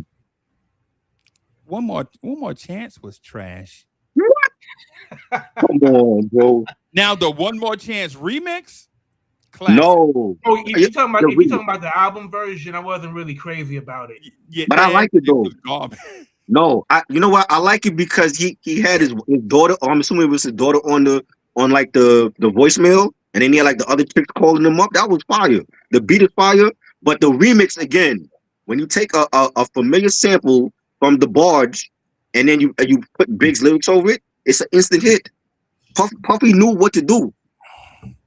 And Big L, he used the original sample for MVP right. was the El DeBarge sample, and that's why Big L had to remix it a couple months later. Yeah. But I like the one more, like, first of all, like the One More Chance video version, and then another remix. Yeah. That was like Biggie had won like his championship. Where like Big Papa, that might have been like his NBA All-Star game. Yeah, might have been his All-Star game. Yeah.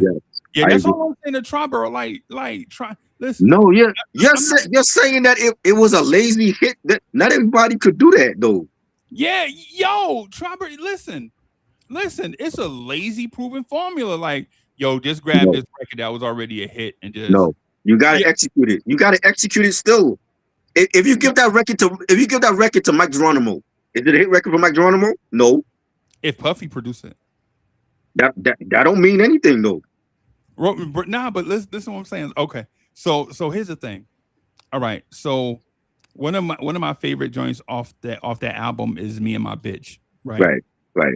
Not because of the album version, but that version. Yeah, right. The one on the show. Remember the one on the show? Mm-hmm. Yeah. Over Computer Love. Over Computer Love, bro. Mm-hmm. That's what I'm saying. Like, I feel you, Triborough, but there was too much evidence of like a joint coming out in the side, and then you remix it over something smooth. Right? We all know what Diddy did. Diddy basically said, yo, man, I hit absolutely platinum with this Jodeci Come and Talk to Me remix. Mm-hmm. Right. So, and this is like what, 2.5 years earlier? 92. That was 92. 2 years earlier. Yeah. Right. So this is like 2 years earlier, right? He like, yo, somehow I found this formula on this Come and Talk to Me remix. Mm-hmm. So what we'll do is we'll just stay in this lane because it's a guaranteed smash. Right.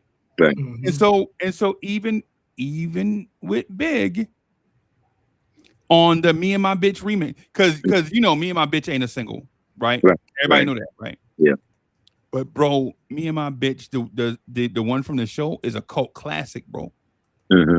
Right? It's a cult classic because you put Big on a beat like that, and it's a instant classic. Right. And when they made music back then, they made the music with the idea that if it's even a little bit hot, we're gonna remix it, come out with a remix. Right. That was Bad Boy formula back then.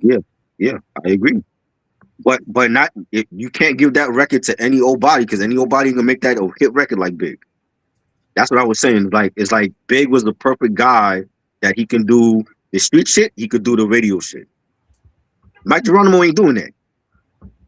You know what I'm saying? And I love Mike Geronimo, but he ain't doing that with that record. Or you give that to Smooth the Hustler. You might not do that.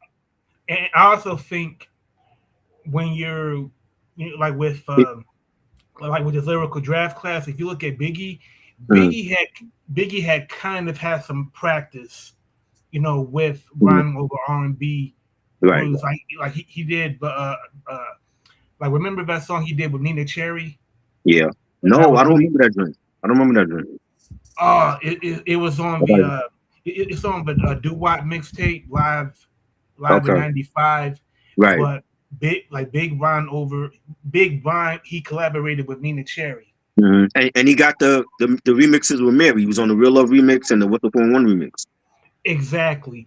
So he have experience in that field. Like he could do it. That's why they put him on the Total joint. Yeah, to me, it's like a coach and the 112 joint. And the 112 joint, right?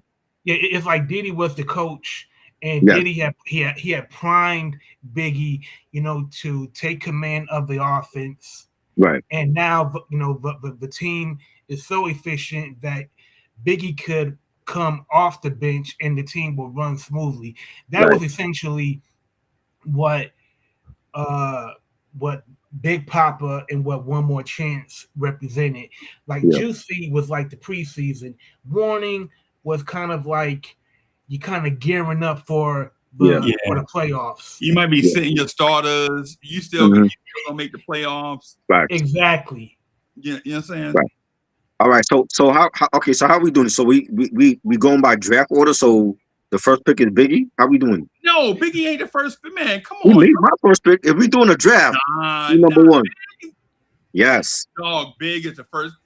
He the first pick because, like I said, like I didn't see Big the first pick, bro. He the first pick because I can't say Nas because we didn't see this coming for Nas. Nobody saw that coming for Nas. Rocker, can you please put a stop to this, bro? Is there a button you can press, bro? Rocker, is there a button you can press over there to stop? Yo, why everything gotta be Brooklyn, bro? I'm not saying it's everything. It just happened to be that way. I'm like, bro, it's easy to say Nas though, right? But nobody saw the destination that Nas is going to become. If you go first two singles and one remix, like if you go off the Bad Boy albums, the first two singles, Craig Mack and Big, a remix, and then another single, Craig Mack got him, bro. On what? On Flavor in Your Ear?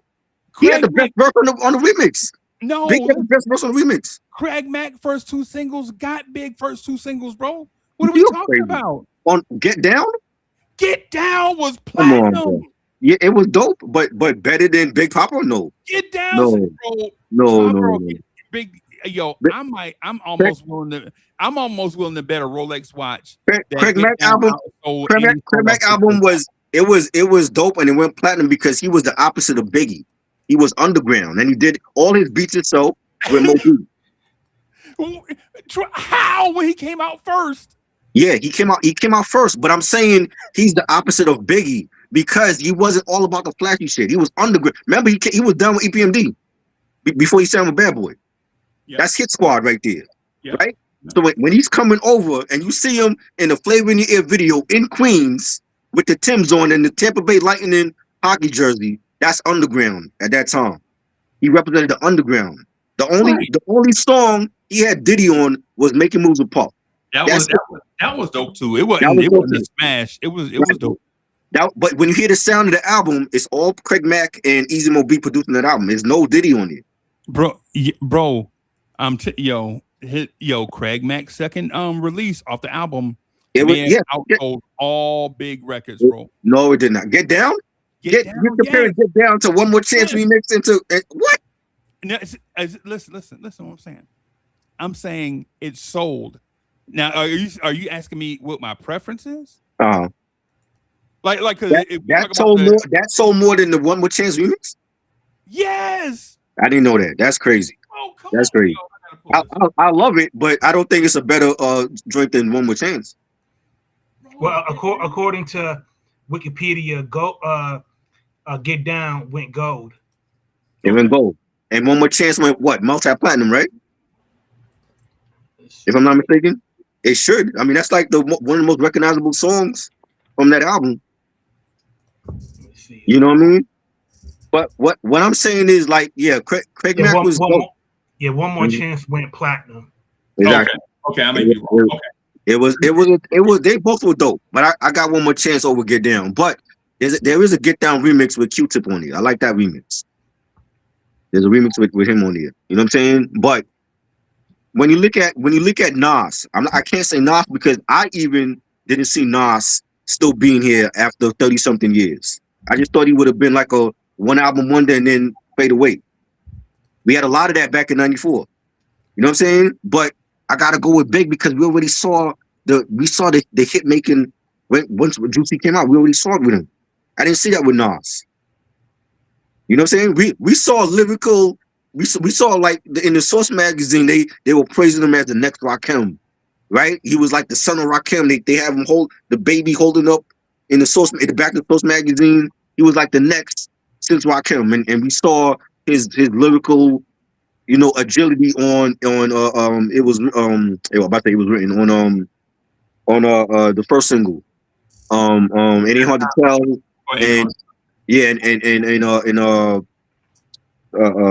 whose world is this? The world is yours. That joint, you know what I'm saying? But I didn't see star potential in Nas just yet. I saw it in Biggie. You know what I'm saying? I saw it in Outkast and Method Man, of course. Method Man, once he goes solo from Wu-Tang Clan, the only thing I didn't like when I first heard Tikal, I was disappointed in that album because it was dark, it was unmixed, it was gritty. It wasn't like I'm waiting for like the big R&B collabs. He did a collab with Entice at that time.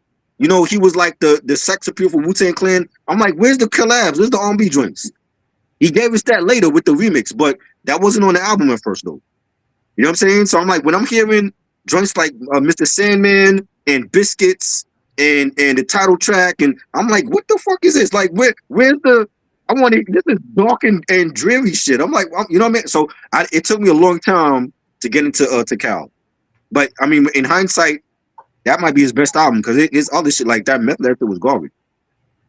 But like in '94, if you listen to that entire album, right?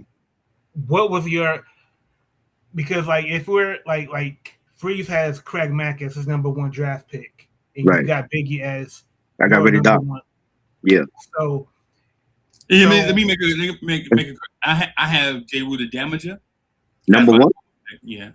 At your #1. Yeah. So where's Craig Mack on your pick? I don't know. You don't know. You just said that Craig Mack was better than Biggie. No, I said the first 2 singles, man. The first 2 singles.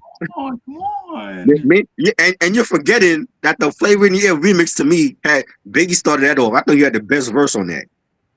I think he had the best verse on that joint. But I don't know what LL was saying on that joint. He was like, I'm like, nah, LL, you shouldn't have been on it. LL was trying to tell y'all that baby oil gonna be in y'all mind in the future. Because he started off his verse talking about transistors. I can't say the word. What he was saying, bro. Salute, John Dixon. He said soon his verse started off with she. Right. What was that? What was that? Them dudes in their face. Bro, I was like, what is he talking another language? What is that? He playing them dudes in their face, bro. He didn't say none of that on 14 Shots to the Dome, and he definitely said that shit on Mr. Smith. I don't know. He had a bad day at the studio. Nah, because he don't be having transistors around him, bro. He get around the dudes with transistors. And for everybody, hey, listen, man, I don't want to offend nobody. Listen, live your life. I'm not trying to get Triborough channel taken down, none of that. I ain't trying to get nobody in trouble. Oh, Lord. But when you go back to Triborough favorite music video of all time, when they in the pool, you see the dude with the 2-piece on covering up his chest. Who was that? What video was that? The Juicy video? Yes, bro. If I'm lying, I'm flying, bro. You didn't even notice all that. There were women there. I'm looking at the women in the bathing suits. I didn't even notice no dude there. Bro, you listen, man. I understand, bro. And I ain't trying to listen. I ain't trying to start. Look, I will be willing to bet both of y'all a Rolex watch for y'all wrist. That when you go back and you look at the end of that video, when they in there doing a bad boy dance, right? And you look in the pool, it's a guy in there, bro. Come on, man. I'm telling you. Here you go. I'm telling you. As a matter of fact, Exhibit B, when Busta Rhymes go in the bathroom to pee in the Big Papa video, there he go again in the store beside Busta. Yeah. He started shit. Yo. I mean, that was why Busta was shaking his head. Yes. Right. I remember. So LL started to run like y'all talking about how thug y'all are, but I'm gonna start by saying he, she, lotitious, delicious. Those words should never be uttered ever again. Like I don't know what the hell LL was smoking, but that was like one of his worst verses ever. All I know is LL was trying to tell y'all that sooner or later we gonna be saying no Diddy. Yeah, we knew that back then. We knew. You could tell. We knew that back then. It wasn't. I mean, it's not a thing like how it is now. People will make a whole bunch about it. Nah. I'm not. Yeah, you live your life. You know, right. I'm from the people. Like I'm from the people, but when we talking about like why LL said what he said, it wasn't like he sneezed in a microphone. Right. Like we talking about. He also said, what he said, give me couscous, love me good.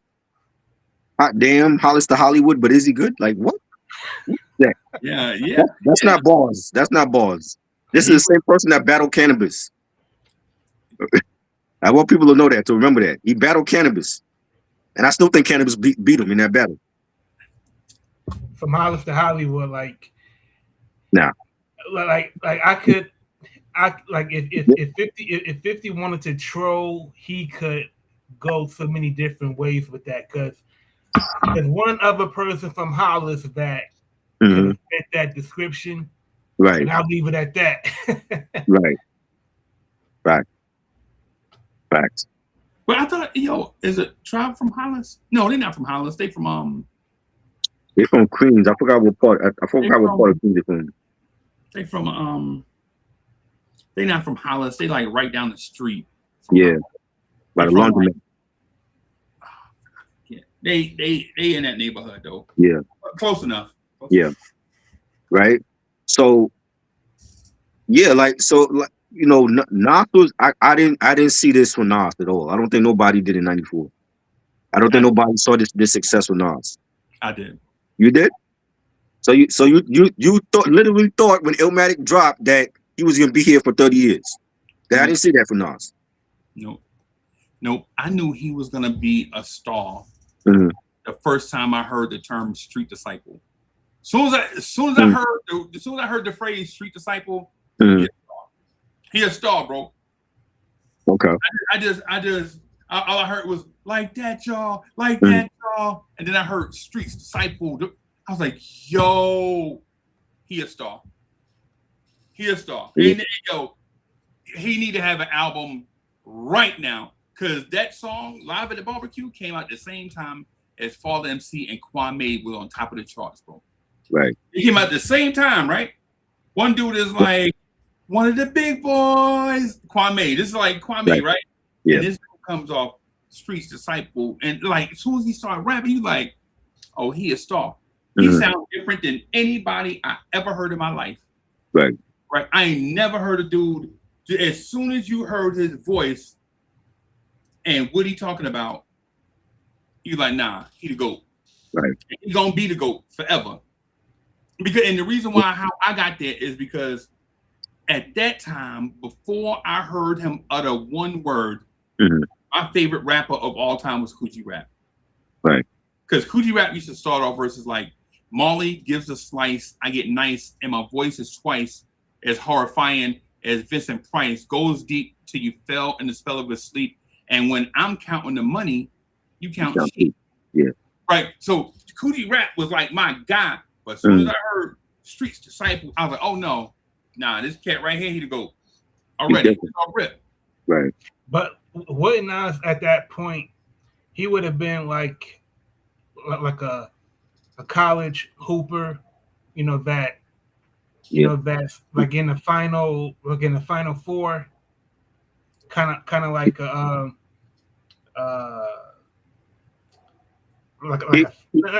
not like a Fab Five but much earlier, like somebody like he would have been like a great college prospect, but I don't know if he would have been ready to make an album right then and there. Does that make sense? Yeah. Just if y'all pardon me for a second. I think at that time he was an 11th grade Kobe, right? But here's the thing, I don't think it's about him being ready. I don't know if the industry was ready for a rapper like this that can talk like Coogee Rap, but cross over to mainstream success. Because guys like Coogee Rap, Schoolie D, all them dudes, they couldn't cross over. They couldn't talk like that and cross over to mainstream success. They just couldn't. No matter how hard they tried, whether they tried or they didn't, they just couldn't. Coogee Rap had great songs, right? But he couldn't cross over to mainstream success. But the mainstream success for him don't come until 96 on the second album. Right? First album, people loved it. The second album, people were there were people that was pissed back then, I remember, because he did change his sound and he went with the Trackmasters.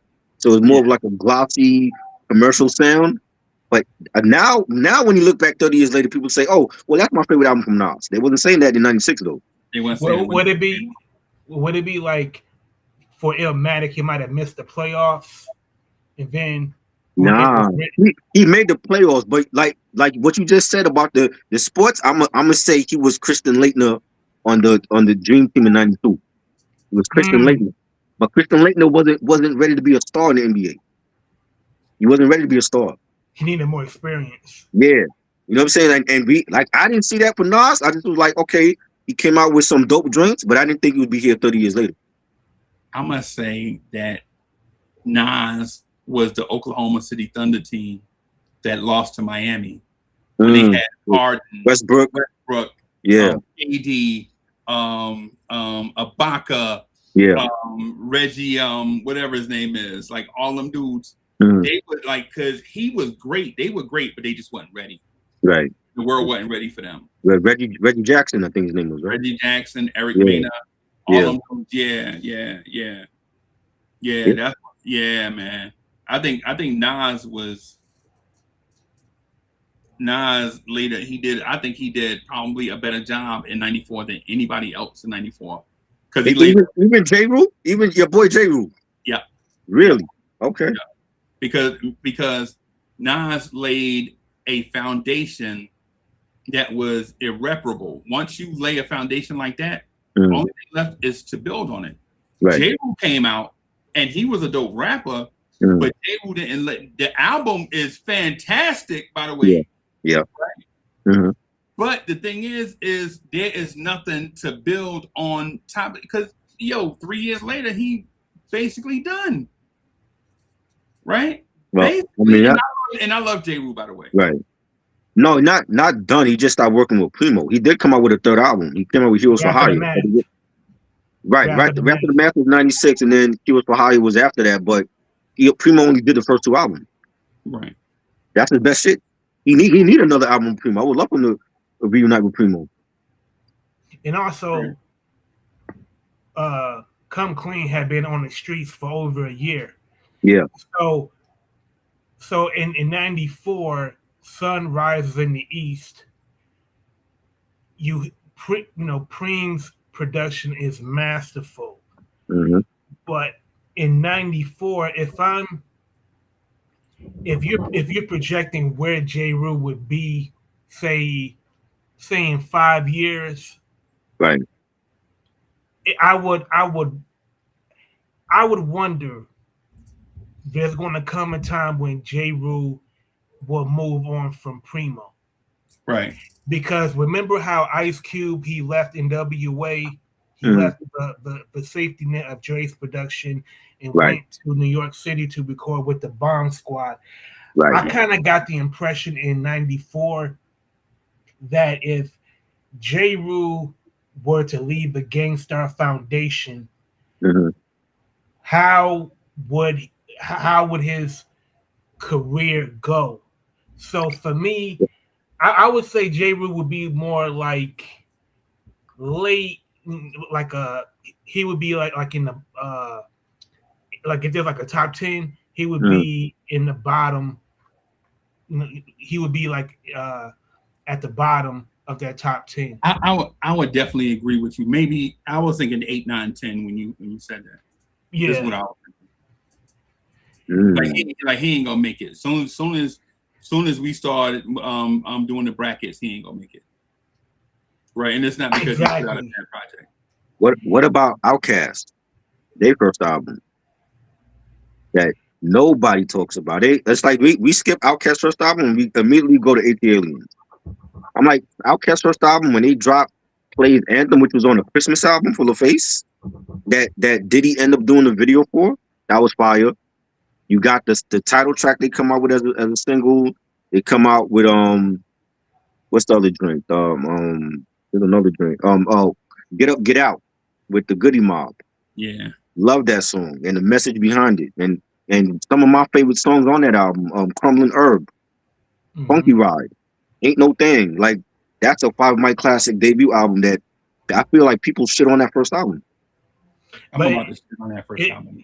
You know, if who would be the point guard between Big Boy and Free Stacks? at that time, at Yeah, that time, see, I was more Big Boy for that first album, and then Andre took it over on NTA.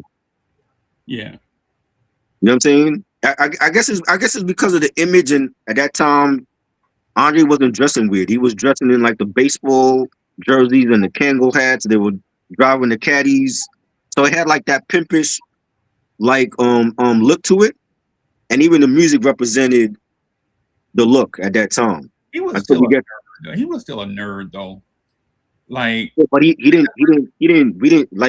started to change up on. Remember on AT Aliens, he wearing like the turbans. the turbans and shit.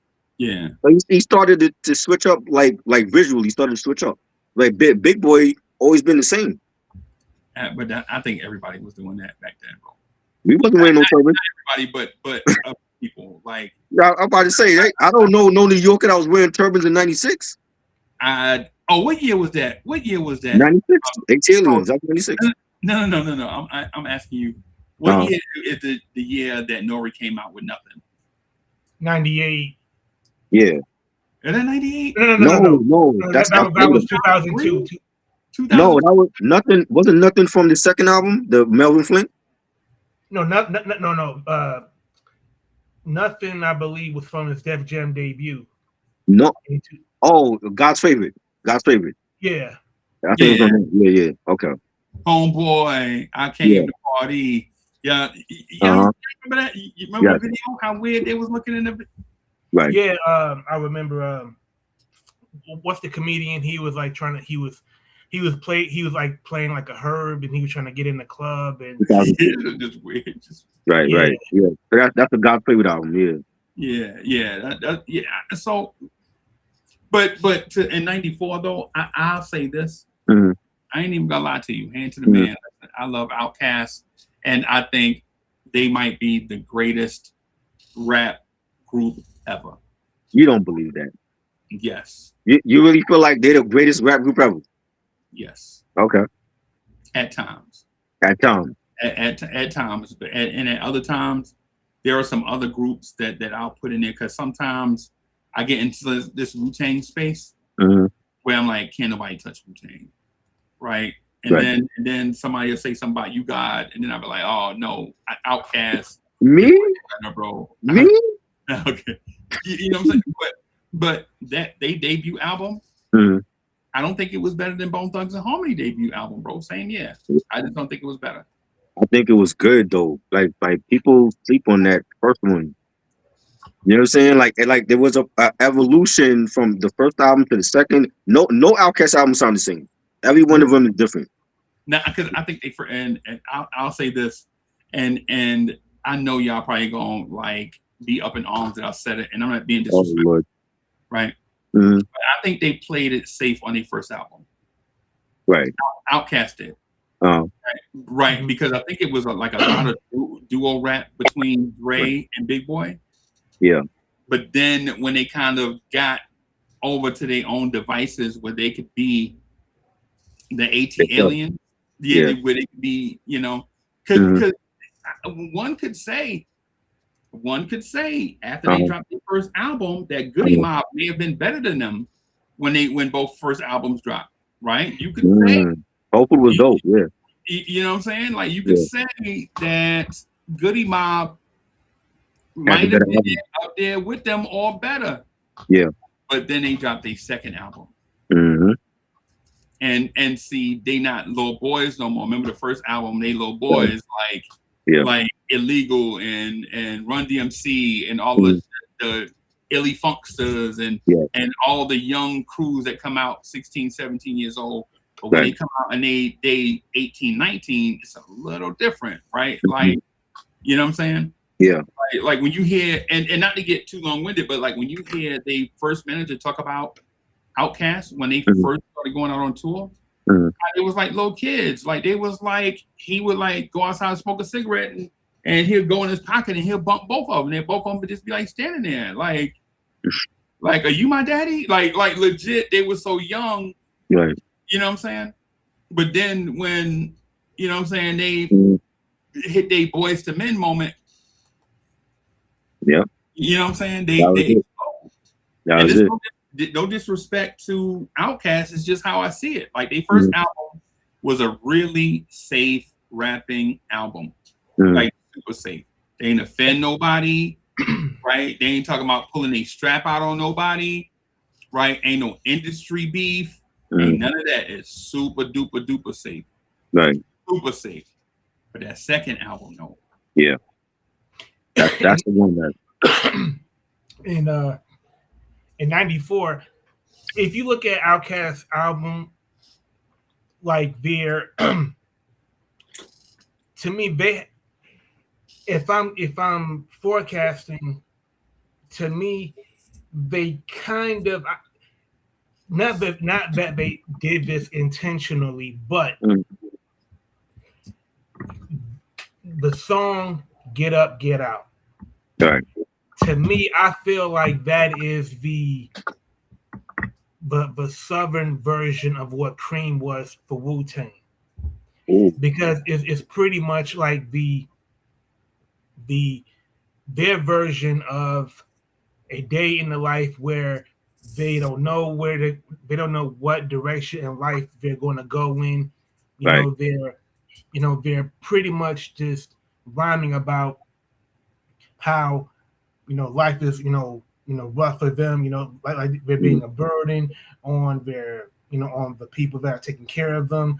They're trying to find their place in the world, and each of them are talking about their perspective of what they want out of life, and where and the kind of feelings that you have when you're in a rut in life, where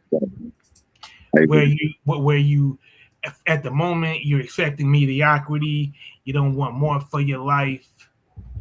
And to me, I feel like Outkast at that point, they were it didn't blow me away as much as Creeping on the Come Up, right? Because with Outkast you could kind of hear their influences, like Tribe, particularly. What's that dude? Hey, Rocker, what's the dude that was older than them? Was that Cool Breeze? Is that him? The dude that was in in their collective, the dude that was older than them. Cool Breeze is older than them? I didn't know. I know who you're talking about. Watch for the Hook. Yeah. Yeah. Yeah. Like, He- I think he like 7 or 8 years older than them, right? Oh, I didn't know that. Yeah, because it's like them. They like the little boys. They like 12th graders. Mm. Then you got Goody Mob, who they out of school. They trying to figure it out, like Mm. working temp jobs, or let the dude say it. Like, you working temp jobs. Right. And then you got the other dude who's an established artist, Mm. right? But he ain't really Right. popping. Right. Like and to be honest, he never pops like them. Like Right. Cool Breeze never becomes as big as Goody Mob. Okay. Right. Yeah, or Outkast, as a matter of fact. Right. You're right. Cool Breeze was born in 1971. Both Free Stacks and Big Boy were born in 1975. Yeah, Oh, wow. yeah. He was, yeah. But you can, but the reason I brought it up is because I think you can hear, not maybe you can hear his rhyme style in them on certain songs. Not that they're copying, but maybe Yeah. influence. Right. You know what I'm saying? Like, Yeah. yeah. Whereas you don't hear none of that in Goody Mob. Like Goody Mob, you like it. This is like, Especially with CeeLo. Like Yeah. CeeLo was so wise beyond his years. yeah. Right. You know, like Soul Food and Thought Process. Right. And Free Yes. the Yeah. song. Yes. Mhm. Oh, it's so hard. Mm-hmm. Gospel soul. Yeah, he got in his bag, bro. Definitely. Yeah.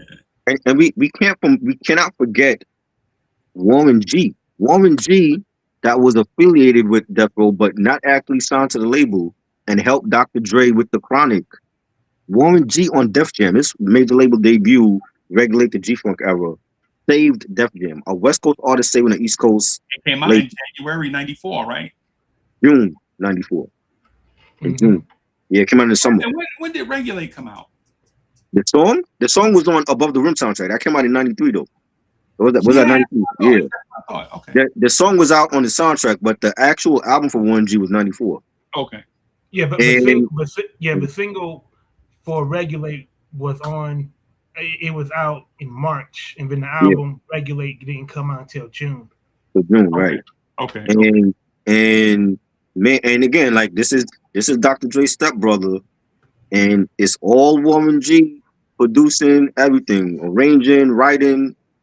Only he had his own crew, the Dub Shack. He had The Twins. the 5 footers, the Twins. It's all on paper. I remember that. He had Mr. Malik from Illegal at that time. He went solo. He's on What's Next. That's a Find My Classic. What's his real name, bro? What's Malik's real name, bro? What's his real MC name? Like, what's his real stage name?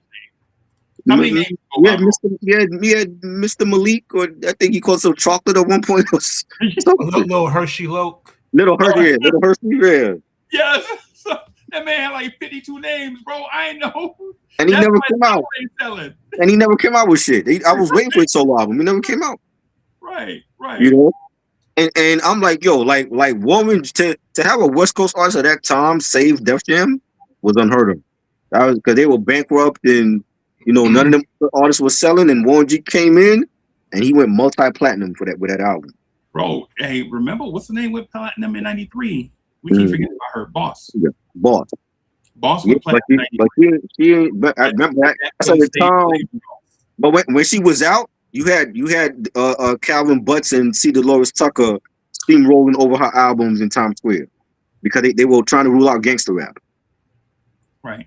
You know what I'm saying? It didn't work. You know what I'm saying? But she didn't save that label though. But the irony was that for all of the controversy that Boss had around the album, her album was produced by Def Jux. Right, and Eric Sermon was on that album too. Mm-hmm. You know what I'm saying? I'm gonna say something funny, just real quick. Hey, brothers. For everybody watching, in case y'all can't tell, I'm Black. I'm an African American man, right? Yeah. Right.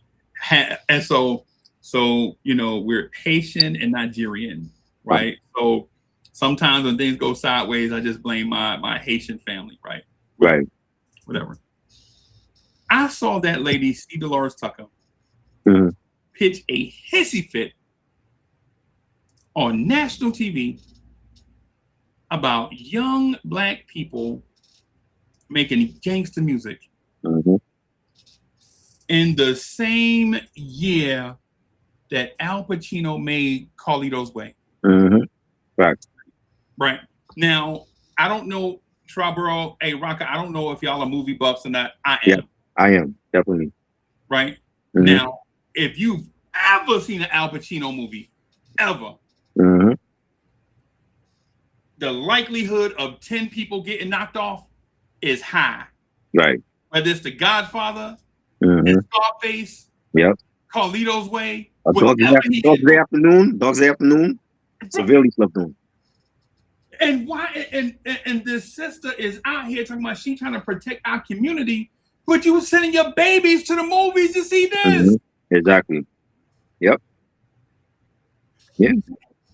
And so while I do, and listen, I do understand that some of the stuff she was saying had merit because I listened to gangster rap back then, and I still listen to it now. You know what I'm saying? Mhm.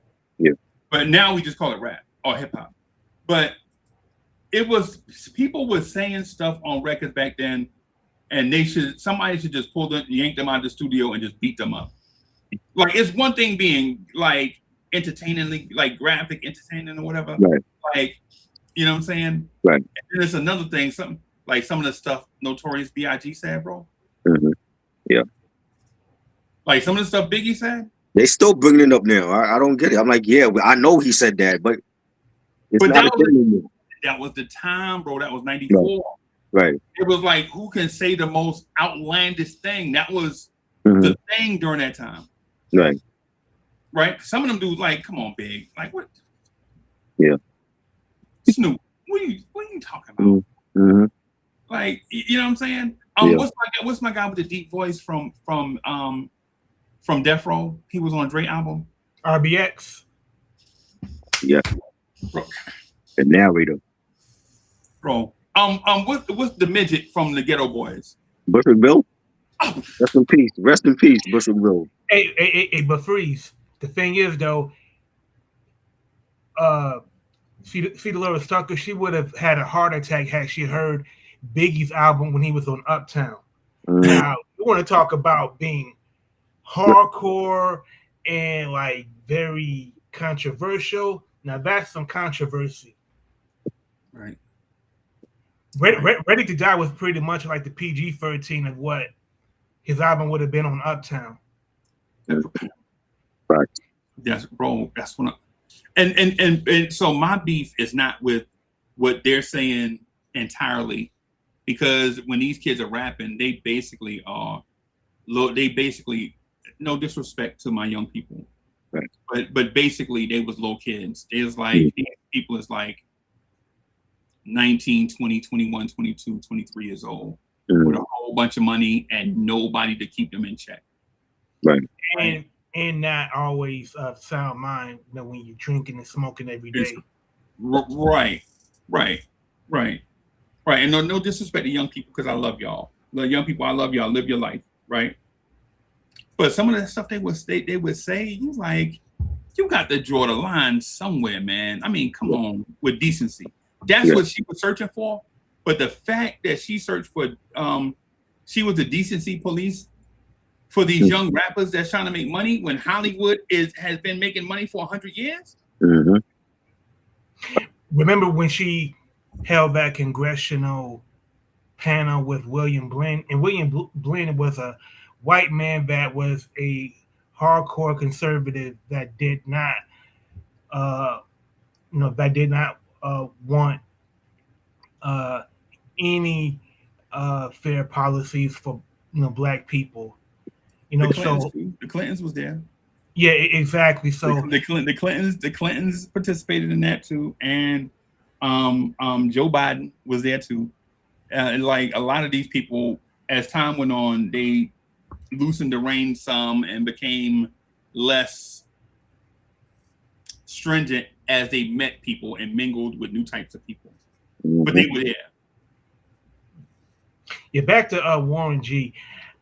I'm going to say something that may ruffle some feathers. Oh, Now, this is the lyrical draft, right? uh, The lyrical draft of '94.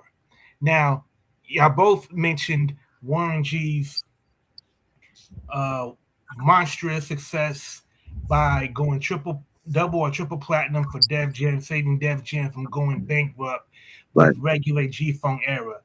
right. The sound, like the sound, is classic G Funk. But are we not going to address the elephant in the room? What is that? The lyrics? I mean, Warren G is not a good. I mean, he's not. I mean, I mean, he's yeah. not a. He's a good rapper, but if we're just talking about emceeing, he, Warren G is kind of like pulling, like like like like like Warren G is the best example of production. Saving your ass. no, he was good. Like the thing about it, like when he rhymed, he sounded like he freestyling, and that's how Snoop used to sound early in his career. He sounded like he was freestyling. You know Yeah. what I'm saying? But I mean, if we talk about producer MC right now, there's a producer MC that's battling Jadakiss, and I don't think he's all that on the mic. He okay, but Who? I don't think 30 Express. I don't think he fucking with Jadakiss lyrically. But haven't you ever seen like a player where they can, they may be able to play, they could put up 25 points a game, but you're concerned about their defense, or Right. Yeah, you may be concerned about their health. I think Warren G is J.R. Ryder. Y'all remember J.R. Ryder, Right. the basketball Yeah. player? Yes. Hmm. That's what I think. I mean, he's not great lyrically, but he could hold his own. He made do. Like he had one of the best verses on It Ain't No Fun. You know what I'm saying? I loved his verse on that joint. You know what I'm saying? But like no, he wasn't no lyrical miracle guy. But But but mm, but the thing is though, and I know this may sound like I'm picking on Warren G, right, but that's like the last verse, and he only had like 4 bars I compared know. to But Corrupt and compared to oh, Snoop. bro, even if you hear the album, you hear like him and Nate Dogg to me always had like a great chemistry together. That's why they had like a whole album together because they always had like it brought out the best in both of them, right? But it's Hmm. like at that like I felt like for that time for like the West Coast hip hop, if it's like some G Funk shit, you don't need to be lyrical miracle on G Funk shit. You know what I mean? If you listen to like the lighter shit of Brown, it wasn't lyrical miracle, but they had some bangers when they came out. Keith Murray either. Right. I feel you. No, don't say Keith Murray. No, Keith Murray was great in '94. He was great with his first album. Yes, he was the most beautifulest thing in the world. Yes, he was great. I Yo, mean, What you mean?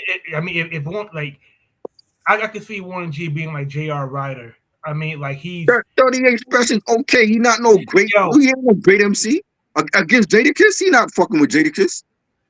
Okay, so if on just on lyricism alone, would you have? Where would you put Warren G in the class in this field? He, he And would I be said it's a large he would field. be like low on the list. But again, like it's G Funk. It's like you don't need to be super lyrical on G Funk. I think him and Keith Murray in the same group, bro. Why? Why are you talking about? No, Keith Murray is not on the same as Warren G. No, Come not for on. '94. Not for '94. Hell no. Keith was definitely in the upper echelon of lyricism.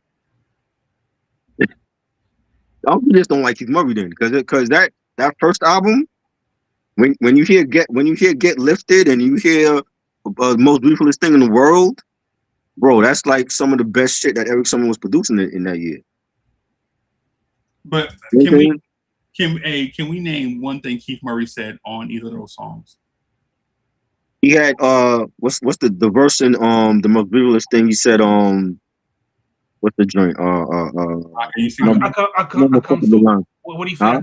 I come sweeter than J. Rue and Right, damage your amateurs. right. And I was, that was a shot at J. Rue. I don't care what nobody says. probably. Probably. Yeah, but his album was fire. That album is fire. The production is fire. The production, the lyricism, he was just different at that time. He was just different. You know what I'm saying? Now he's not even a shell of himself. But for '94, he was definitely one of the best. I love 38 Express. She's dope. But let's not act like there's not. I can name 10 other MCs right now that's better than him. Conway and Benny is better than him lyrically. Ransom is better than him. Rock Marcy is better than him. So like in They know it's '94, better than him. like who goes before the other in '94? J. Rue with Sunrises in the East, or Keith Murray with Most Beautifulest? Oh, I'm going with J. Rue. J. Rue, yeah. J. Rue, because of like the social conscious subject matter that he had on the album, and then like the creativity with the You Can't Stop the Prophet. I love that storytelling from him. So he could do both. So I got to go with J. Rue album, but Keith Murray got to be at least in the top 6. Because with all things considered equal, both J. Rue and Keith Murray, they're being produced by one producer, Right. Eric Sermon and DJ Premier, respectively. So now, with the production as great as they are now, and I'm glad you mentioned that, because J. Rue, I do. To me, I prefer J. Rue's album to Keith Murray's. To me, as far as I'm concerned, Enigma is his best album.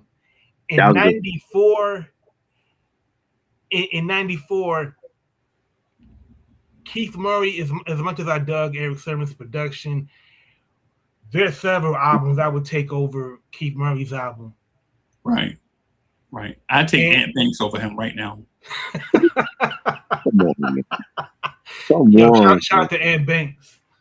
Hey, Tribber, but my point, I'm with Tribber. I mean, I'm with Rocker, right?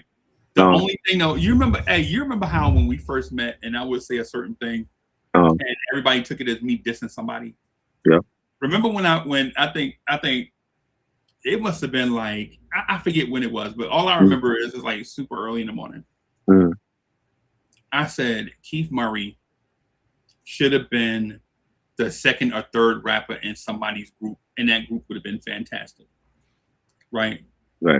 Because for me, I don't believe Keith Murray can do 14 songs, 3 verses, and come up with all the hooks. But he's done it already.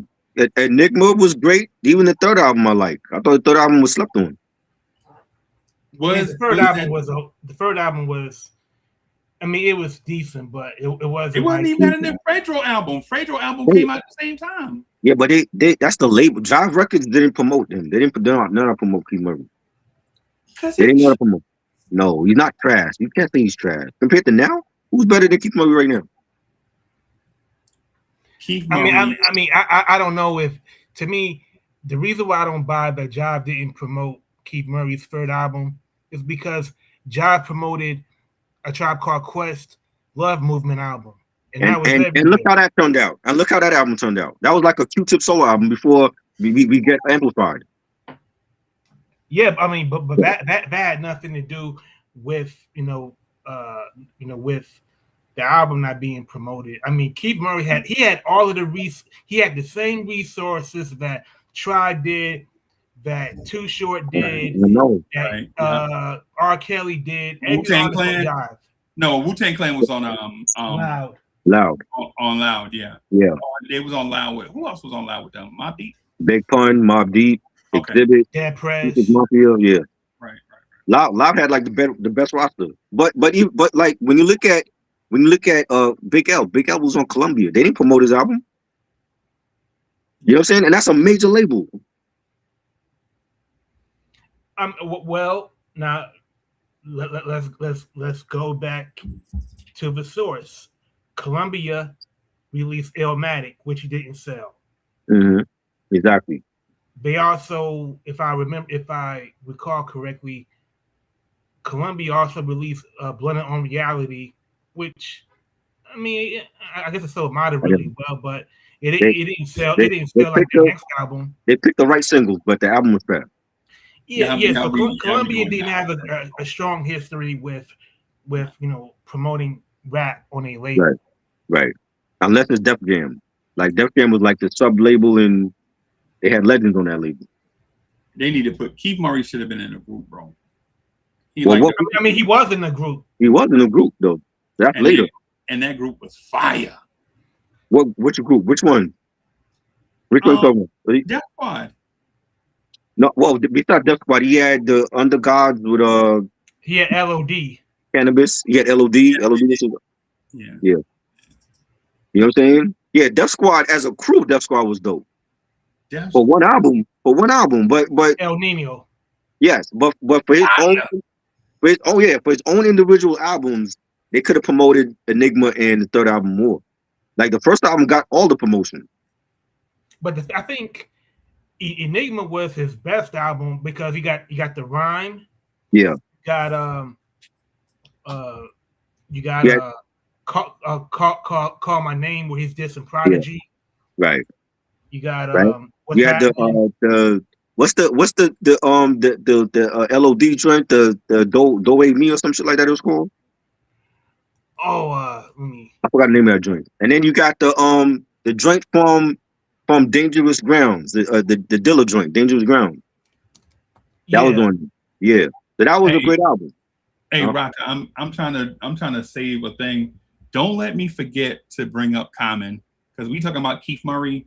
I don't know why we talking about him, and I got a funny feeling we're not gonna talk about Common, bro. Well, like I know you want to talk about Common. I remember when Soul by the Pound came out, but I wasn't checking for Common until Resurrection dropped when that came out. That was what 90. That was 94, right? Resurrection 94. My bad. You never listened to Can I Borrow I'm thinking about the first album, but Resurrection was 94. Yeah, that's when I started checking for Common. When Resurrection came out. Soul by the Pound was dope. Like the remix, I was checking for that, but I still never heard the first album though. Never heard Common's first album. Come on, man. Because Resurrection for me was like my introduction when he dropped. I Used to Love Her, and you had Communism and the title track, all those drinks. So I think Orange Pineapple's on that drink. That was fire. Love that album. That was my introduction to Common with the Soul by the Pound thing, like the Beat Nuts remix or whatever. That was fire, but I never heard the first album. Common first album sounds just like what a Jungle Brothers album would sound like if the Jungle Brothers could rap. Right? Like that's exactly what it sounds like. Hold on. So we throwing straight at the Jungle Brothers now. That's what I'm not. Okay. You think if they can rap, you don't think the Jungle Brothers can rap? They can't rap to you? Come on, the Jungle Brothers, straight out the jungle. I'll house you. Come on, bro. The promo. Come on, they got some hits, man. My favorite joint, one of my top 10 hip hop joints ever, is a joint called JB's Coming Through. Right. The JB's. Yeah, I remember that. Mm-hmm. I love it, bro. Mm-hmm. But Common to me, since day one up to today, sound like he's like the third member of it, or the third rapper of the Jungle Brothers. Right? Is that good or bad though? That's in I guess it's in a disrespectful way to the Jungle Brothers, but it's not. I don't mean it that way. Mm-hmm. You talking about like as far as like Common being Afrocentric and very native tongue like as far as like lyrical content. Yeah, but also his flow and tone, right? Mm-hmm. Like his flow, like guys come out, like some people survive in the game just off their flow and tone alone. Mm-hmm. Like look at Method Man. Like Method Man can rap, yeah, right. But Method Man voice keep him in the game. You know what I'm saying? Right. Like common voice keep him in the game. Mm-hmm. Right. Yeah. Like the reason why when we say you God and all these other people, and people be like, man, I'm the only one that said you God sounded dope on Wu-Tang Forever. He did it to me. He did not sound dope on bro. I can go to the mall right now and go find 15 you guys that are rapping on that the album. Disrespect for you God has got to stop. Like he is a dope MC. He never got a fair shake. I think to me, if to me, the fact that you God was surrounded by so many better MCs, that's what makes him stand. Maybe that might be the reason, because if you just judge him by his lyrics alone, Right. Yeah. I mean, you God is pulling up the rear damn near on every song on Wu Tang Forever. Yeah, JJP says as long as Common ain't talking politics, he's cool. agreed. But what's wrong with him doing taking a political stance? We need more of that in music right now. Okay. Yes, you got can rap. I mean, Definitely. I, There's one person that agree with me. I mean, Common, his song "Glory," That that's was dope. one of for You a got song that was written about Selma. right. I mean, he did a great job. He got an Oscar for that. Him and John Legend. Yeah. You know what I'm saying? What I'm saying is you could put Common in any setting, Right. in any setting, and he can thrive. Right. Man, try listen to the album, and I'm not changing subjects, Oh, but I listened to the Pete Rock album in Common. I love it. Love that album. Classic. You feel me? Yeah. That's why when you say Keith Murray, I'm like, yo, come on, man. I'm saying for 94 Keith Murray, not 2026 Keith Murray. It's different Keith Murray. A different Keith Murray now. He's dealing with something. I don't know what it is, but he's dealing with something. But it's a different Keith Murray now compared to 94. 94, he was in his bag. I will say, like in '94, Keith Murray definitely had a unique rhyme style. Yeah. Now, just because it's unique doesn't mean that there's some things you can't critique about it, because like the number of times this man done used big words in the wrong context in the name of making it rhyme. Right. That didn't always hit for me. Right. No. I agree. And he stole that style. He stole that style from Kool Keith from Ultramagnetic MCs. He was doing that in '87. Like the stream of consciousness, where you just you reach for words out of a thin blue air, and you just try to see if something will stick. Right. And Rocker, and this is I just want to do it just two rappers heading in the same direction, right? Oh. One dude says, "Y'all mythological is comical. It's something like the food bombing you, right? Right. And then another rapper says, while y'all spit that Wonder Ramen shit, me and my conglomerates, something caught up in the finest shit. Like it's the same tight flow, but then when you see them side by side, you like, this other dude is a clown." He just used like Rocker said, he used the big words in the wrong context sometimes. That's what it was. He didn't always. I think that was like his thing. That was, like when Game name drops, that was Keith Murray's thing. Let me use a big word from the dictionary and try to fit it in this song. And it's not needed. When I was in college and there were rhyme ciphers, there was people that would do that all the time. Like they would learn a word in class and try to use it in the cipher, and that's what that reminds me of. But remember, when you're in school and they tell you use it in a sentence, otherwise don't use it at all. But that's what he was doing. Keith Murray would have failed for that class assignment. If he had to do it as an assignment, he would have failed. His mouth sounded like a Scrabble board, bro. You know what I'm saying? Like, what are you doing? And listen, I understand Def Squad thing. Def Squad was like, we're not gonna sign y'all unless you're different. Def Squad was like, if you're not different, like if you can't SPELL in a song, or if you can't get in your song, or if you can't do if you don't have an alter ego, Reggie, such and such, I get it. Right? Everybody can rap. Do you have a gimmick? Right. Keith Murray thing is like, he sounds like somebody starting a car. Yo, come on, bro.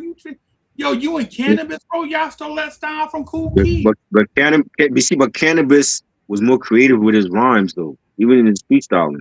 Because he bringing up aliens and shit, and he make a whole story out of meeting aliens. Keith Murray wasn't doing that. Bro, Kool Keith was doing that in '87. I know. So they both were influenced by Kool Keith. You know what I'm saying? But Cool Keith was just more creative.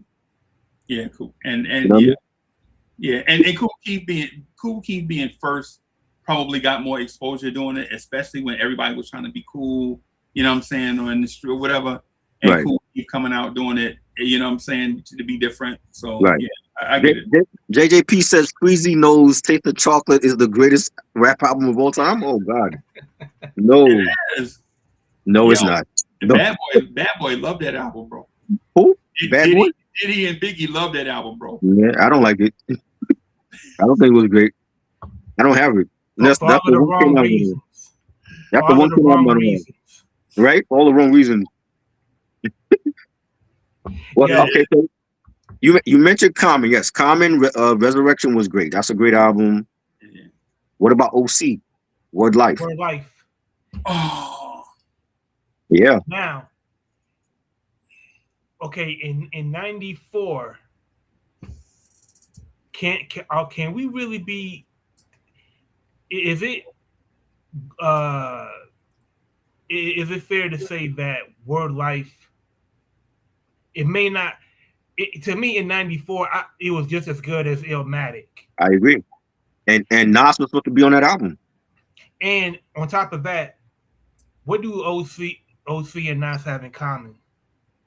Another thing, they both had featured verses on their respective cruise albums in '91. Right. Fudge Pudge, Yeah. Organized Confusion, and Right. Live at the Barbecue, Main Makes Source. sense. Yeah. So each put their debut album 3 years later. Yeah. Now in '94, OC's album was much more. It was jazz. To me, it was what Guru was trying to do with Jazzmatazz, Um. but I think OC had a better knack for incorporating those elements in his rhyming Right. and in the music. Right. Yeah. OC. To me, if I'm OC would be in the lyrical draft, he might be. Top three. I'll say like around number 6. Top three. yeah, like yes, 6. Yeah. Yeah. Nas. I think Nas missed the studio session for that. That's why he didn't make it. Yeah, That would be crazy. And the production from DITC was dope. and Buck Wild produced Buck Wild. Time's Up. Right.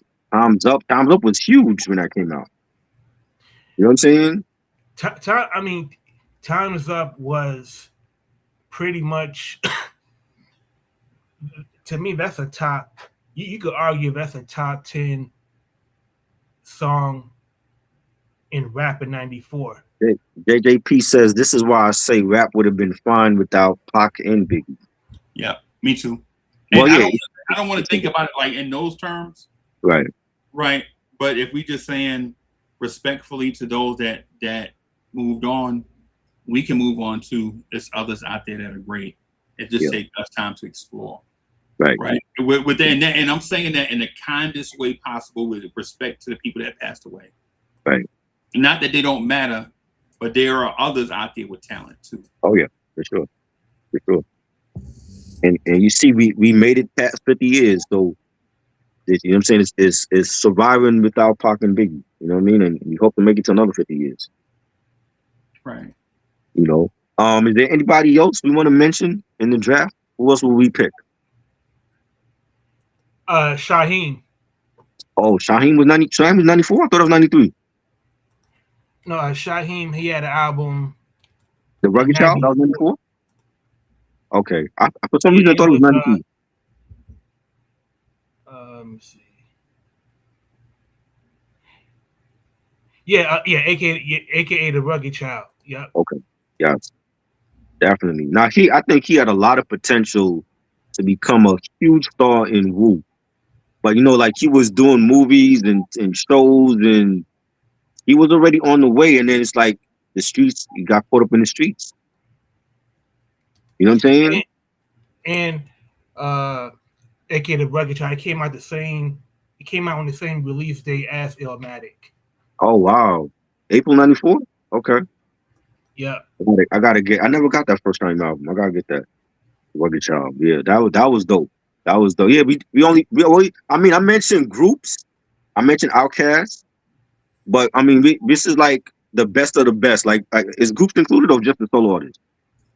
Both Or both? solo artists and group. Okay, yeah. So yeah, Outkast. We got Outkast. Shaheem had a great album. Definitely enjoyed his first album. That's not my favorite Shaheem album. I like um uh Lost Generation was dope. I like that one better. But he could still spit. He could still rhyme. The Fugees Yeah. is trash. I didn't like the Fugees album. Trap garbage. That I'm not drafting them. I have other groups that I would draft before them. Would you take MOP? Yes, definitely. How about some hardcore, Blue Steel? That Yeah, is my joint. How about some hardcore is my joint, bro? yeah, definitely. They from Brooklyn, of course. I gotta take them. You know what I'm saying? The Gravediggers, they were '94, 6 Feet Deep. I always get Hardcore. the Grave Diggers and Artifacts confused, bro. Artifacts were '94, also. But they from Jersey. Yeah, I always get them confused. Is what I'm saying. Yes, yes. Because Rest in peace, Team One, Elder Sensei. Artifacts album was fire. I cut class to get that album. You know what I'm saying? Like they first album, Between a Rock and a Hard Place. Come on, classic. Gravediggers album was hardcore classic. Gotta have them on that list. Like that super group with the RZA coming from Wu, Chris and Paul. Wu is blowing right. And you have Wu. Wu is on tour. They blowing up with Enter the 36, and you got RZA in that, and Prince Paul from Stetson Sonic, and Fuquan, and yeah. then you got Too Not Poetic. not Fuquan. Not Fuquan. Is it Fuquan? Is it Yeah, the Muslim dude with the waves? yeah. Fuquan, the dude with the gap tooth. What was the Muslim dude with the way? I Too forget the Poetic. Too Poetic. He had like braids or some shit at that. no. I'm talking about the more they kicked him out of the group. Remember they kicked him out of Stetson Sonic. Fuquan? No, the other dude I'm telling you about. Who's that? He left Stetson Sonic Daddy O? because he had no. I'm trying to tell you, he had beef with Daddy O, and they fought, and he left Stetson Sonic, and he wound up with the Artifacts, Gravediggers. Which member from the Stetson Sonic got kicked out though? I'll find it. I know it's Bobby. Is it Bob? It's not Bobby Simmons, right? Is it him? Bobby Simmons? I can't Because remember. he had the video show, Flavor Vids. Was it Crown Supreme? I can't. I never heard of no member getting kicked out of Stetson Sonic. Yeah, he punched Daddy O in the face, and they kicked him out the group on the spot. Wow. I Yeah, didn't know. about their third album or something, and they was trying to do something. And it's great. It's group stuff, whatever it is. Well, Fuquan had waves though at one point. You remember? It was like a tall, dark skinned dude, Right. with a gap with gap teeth. Oh, that wasn't that the leader? Wasn't he the leader of Stetson Sonic? Daddy O was the leader. Okay, so that okay. I know who you're talking about, but it was him that got kicked out of the group. No, not him. Oh, Is what I'm saying. So it's Daddy O and a light skinned dude are the leaders of the, and then it's right. him, the third dude, the dude with the gap, and then it's a dude, a fourth dude, and then there's a DJ. Right. You Okay. you ever seen self destruction? Yeah. The two lead rappers from He was Sonic are rapping, Daddy O and Wise. another. Yeah, right. Right. Right. I didn't know somebody got kicked out the group though. That's news to me. I saw the Me thing neither. on. I saw the unsung. Okay. Yeah. I missed that one. Yes, but Fuquan, he was in Stetson Sonic. He was in Gravediggers, and it was like a super group horrorcore. And at that time, remember horrorcore, they were not playing it on MTV. They wasn't playing the Flatliners. The Live Evil video, they banned it from MTV, and they were horrorcore too. He had Russell Simmons' nephew in that group, and they were out at the same time. But to me, Gravediggers had the better album. You know, so I would definitely pick them on. It's Fuquan. That's his name. Yeah, that's what I was thinking. Yes. And he's the only one right now that's still carrying the Gravediggers name. He's still making albums under that name. Yeah. You know why, right? You know Why? because he can't do Sesasonic stuff. Oh yeah, well yeah, that makes sense. Yeah, Right. I would love for the RZA and Prince Paul to come back though and make a new Gravediggers album. You know, I don't want to see no parts in them dudes. no. You don't want to see them talking about some horrorcore stuff. When horror is big as it is now, they would be perfect for this. I prefer my 8-Ball and MJG. Oh, okay. JJP said the Bushwhackers. He said the Bushwhackers are in my '94 draft. Oh yeah, caught up in the game. Bushwhackers was fire. Definitely. LL Scratch. Alien Scratch. Creep with me. Good album. For one album, good album. So where would LL Scratch? They would hover like 8 or 9 for me. I mean, I did their album was fire. You know what's crazy? When Where My Homies came out, I thought it was gonna be like a one-hit wonder. I didn't even see them coming out with the Brian McKnight joint. Nah, they had a hit out before that. What, before Where My Homies? Yeah. What was the other joint? Oh. Yeah, Where My Homies, and then they had I'll Take It was the second single. I thought they had a joint before. I thought they had 3 songs. They had 3 songs on the album, but it was Where My Homies, and then I'll Take Her, and then they had another joint after that. Forgot the third single. I thought it was before that. No, before Where My Homies, I don't remember no song before, from them before that. And then they had the was it Don't Shut Down on the Player? That was from New Jersey Drive soundtrack. But that was before, right? No, that's 95. That was after. That was 95. Yeah. Oh, that joint was fire. Down on the Player. Yeah, that joint was fire. Yeah. Yeah, that joint. Yeah, LL Scratch had 3 singles. Yeah. With My Homies, I'll Take Her, and Chill With That. Chill With That. Right. That's the third joint. So yeah, the first album was fire. You know what I'm saying? I don't remember hearing the second album. I remember the New Jersey Drive joint, and that's it. I think they broke up after the second album. Yeah. You know what I mean? Al Scratch did some solo stuff. He had a joint with Lost Professor like a couple months ago, I think. It came out. There's a video for it on YouTube. I mean, how was it? Was I? I like it. I thought it was dope. I ain't hear no album though, but you know. I felt LL Scratch. They would be like around 8 or 9 because I mean LL Scratch, they would be, they had like a to me they would be like a player that had like a good maybe first 6 months, made the All-Star game, but then kind of, they were on a bad team and then they decided to shut it down. Right. Maybe like the Brooklyn Nets. Like the Brooklyn Nets, bro. I'm a Knicks fan. I'm a Knicks fan. I don't know what you're talking about Brooklyn Nets. Yeah. We don't rep no Knicks, man. Only Knicks. Yeah. And we got to mention Thug Life. We had Mopin Shakur on here 2 weeks ago. That's a good that is an interesting that's interesting because there's so many variables of where you would draft them, because the obvious thing is that it's founded by a rapper that's better than all of them. Right. You know what I mean? Like, and then that rapper at the time wasn't even great, right? He wasn't ready. What you mean? I know what freeze means. Like he wasn't as great as he wound up being. Right. I mean, he was on his way there though. I Get Around is already out, and Brenda's Got a Baby. Keep Your Head Up. He had some big hits already before Me Against the World comes out and All Eyes on Me and all that. I think he was trying to sound like Richie Rich. No, he was not. Yeah, what are you talking about? I don't hear Richie Rich. I actually disagree with you, Freeze. I think Tupac sounded more like Stretch, more than anything. Like listen to Live Squad. Like listen to Tupac's rapping on Under Pressure, and then listen to Stretch's verse. With that gravelly voice. Yeah, and he sounds very hoarse. Yeah.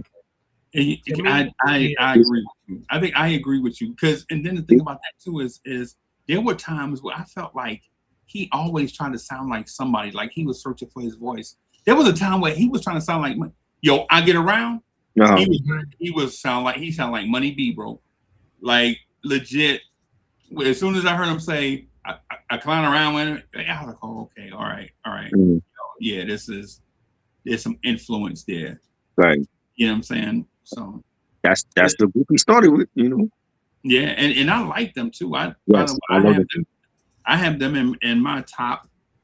Digital Underground is definitely in my top 300 of rap groups of all time, bro. Okay. Yeah, I guess it's better than nothing, right? 300 is cool.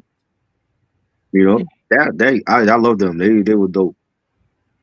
Yeah. But the thing is, like, this is a unique situation because they're not, because with the exception of one, everybody else is unproven.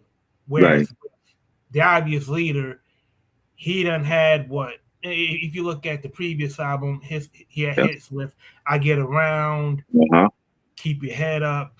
So he wasn't like a true rookie. Right. Like to me, he was more like he played overseas and then he came to the NBA. Right. And then like he was, and they built around that. This is D12 in 1994. This is Eminem already proving himself, and everybody else got to prove themselves now. Did Eminem have a movie out? Yeah, but like how I Had Juice. Did 8 Mile come out before the first Detroit album, or was that after? No, 8 Mile came out after Devil's Night came. Okay. But same thing, no, same vicinity, same vicinity, like yeah. It's kind of like he would have been like you're so like you're so great overseas. Like we want to see what you can do with with these players. Right. Like I'm trying to think of a player that was highly like he was so great overseas, but then he came to the NBA and he changed the success like of Drazen Petrovic, except he died too soon, bro. Yeah. I was gonna say Ricky Rubio, but Ricky Rubio played on a shitty Minnesota team when he came over here. So, but he was good overseas though with the Spain national team. But he wasn't great in the NBA though. He was. Yeah, he wasn't. Petrovic was. But see, he was busting ass in the Olympics. But when he came over, he wasn't the same Ricky Rubio. Right. And also another thing to consider. Salute. If you look at Thug Life Volume 1, aside from the songs that Tupac was on, the other songs they were hitting like like they weren't very good. Right. You know what I mean? Like they were. Right. I mean, like the other rappers, they were like. They would be, they were pretty much bench warmers. They were bench warmers that was trying to gain meaningful minutes. Right. But because the team is so shitty. Right. Like that Wu-Tang album, the first Wu-Tang album. No, what are you talking about? The first Wu-Tang album was shitty to you? Nah, it was great. Oh, I'm about to say, I'm like, where we get Wu-Tang from? Nah, I'm talking about how certain rappers in the group, like they're like a certain level of rappers. Oh yeah. And then the next level of rappers, you like, what's this dude doing? Right. I mean, I think everybody on the first Wu album came strong though. Like, they had his solo joint, and you had Meth, and you had Ghost, and Ray did their thing, and ODB, crazy as ever, he did his thing. And I gotta run, but I've been wanting to ask you this. I just want to ask you this straight up, bro. This is not me trolling and not trying to energize a debate, right? Is Biggie really better than Eminem? Lyrically? Is he a better artist overall? Everything? I don't know. I mean, it's Biggie died too soon. He left us with 2 great albums though. But I think Eminem showed over a course of time that he's a Hall of Famer. Okay, to answer that question, you have to compare Biggie, Biggie and Eminem's albums. For example, Uh, Biggie put out a single album and a double album. So right, in essence, that's like three albums. That's three. Yeah. So let's right. compare the Slim Shady LP, okay, Slim Shady LP, Marshall Mathers LP, Yeah. and the Eminem Show. Now, Ready to Die It's better already than over. Slim Shady It's LP. Eminem. Right up. Just if that's the How we criteria, say? it's Eminem. It's already over. How we say it's Eminem already? How we get to that conclusion? TKO, it's a Mike Tyson fight. TKO Oh in my the god! first. Wow. How we get to that already? So you taking Slim Shady over Ready to Die? Bro. I don't know, Unc. I Bro. gotta go with Ready to Die. I gotta go with that one. Yeah, the first time I heard this dude, the first real time I heard this dude said, hi kids, do you like promise? Do you want to see me stick 9-inch nails in each one of my eyelids? Mm-hmm. Copy me and do exactly like I did. Try said and get messed up worse than my life is. Like legit, it was goofy as fuck off the Mm-hmm. rip. Right. But the people that love lyrics was like, wait a minute, what Yeah, he got did rhymes. say? He got bars. Yeah, did he say? Like it was goofy. And if you saw the video, Mm-hmm. it was like, okay, this might be some goofy great white hype shit. Like, Mm-hmm. but then he said, when he said, do you like promise? Stick 9-inch nails in each one of my eyes. Like when he was, I was like, yo, Mm-hmm. wait a minute. Like he legit, this dude sound like he a bona fide spitter. Yeah. I remember my brother walked in. He was like, "Yo, that's the Eminem kid, right?" Mm-hmm. I was like, "I don't know, maybe it is." Because I remember when videos come on, they'll show your name and then Right. out to the end of the video and they'll put it back up. Yeah. I was like, I don't know, it's just some white boy rapping. Mm-hmm. And he was like, "Nah, that's Eminem, bro. He a star." Mm-hmm. And I was like, "A star off one song?" He was like, "Watch." Mm-hmm. He was different. He was different. And Rocka, and this is how I knew that Eminem was a star. I never forget. I had just bought the new Gary Payton Nikes, right? Got the white on black ones, right? So I'm in the room lacing them up because I'm trying to go out. Mm-hmm. Got me an Averex shirt, if y'all remember Averex or whatever. Yeah. You know what I'm saying? So I'm getting ready to go out. Yeah, you know what I'm saying? And so the video comes on, it's a dude. I catch wreck on the regular, true, get catch, I get catch wreck on the regular, true. Mm-hmm. You know, they playing a little joint. Right. And then that go off, and then I hear this dumpy ass carnival beat. Down. Get it. What the Quirky. what the fuck is this? Like a little dumpy ass beat. And then I look at the video, and like the white boy got blonde hair. Mm-hmm. And then he started like, hi kids, do you like promise?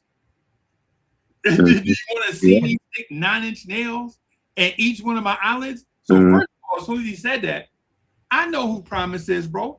Right. I know who 9-inch nails is, bro. Mm-hmm. Yep. You know what I'm saying? Mm-hmm. And so as soon as he do that, I'm like, oh snap. You know what I'm saying? And then he gets into the thing. And then the little DJ scratch, which wasn't nothing special. Jigga, jigga, jigga. Hi, my name is Hi. You know what I'm saying? Right. And I'm like, yo, this dude took a carnival beat, the most simplest DJ scratch ever, and turned it into a smash. It was catchy. And he was saying a lot of shit that nobody was saying at that time. You know? Right. But then you go to the other side, Mm-hmm. where a New York rapper take a song that we already heard a bajillion trillion times. There you go. Put some lyrics on it, and then we call it a hit. It was already a hit, bro. It's the same. I know. I told you that though. But I mean, how many times Will Smith did it with Getting Jiggy with It? That was a hit record with Sister Sledge. Come on, Trackmasters, right? Yes, that was a big hit with Sister Sledge, and Yeah. Will Smith took it and made another hit record, and Rapper's Delight. They took the Chic Good Times joint. That was a hit record for Chic. Yeah, This has been going on. This has been going on. Diddy took the message and made Can't Nobody Hold Me Down. That was a big hit record for them. I understand, bro. But this Detroit trailer park trash, odd looking dude from out of nowhere just like changed the game. He showed everybody like you don't have to judge whatever. You don't have to go to the the streets of New York to find the new hottest rapper. They can come from anywhere. Now, mind you, I love Big. I love it. I love Big, right? Big my guy. Right? Big is my guy. Right? But when in this pantheon of who the GOAT is, a guy told me today, he was like, he don't think Jay the GOAT. And I was like, I think I might be with you. And then he asked me who I thought was the GOAT.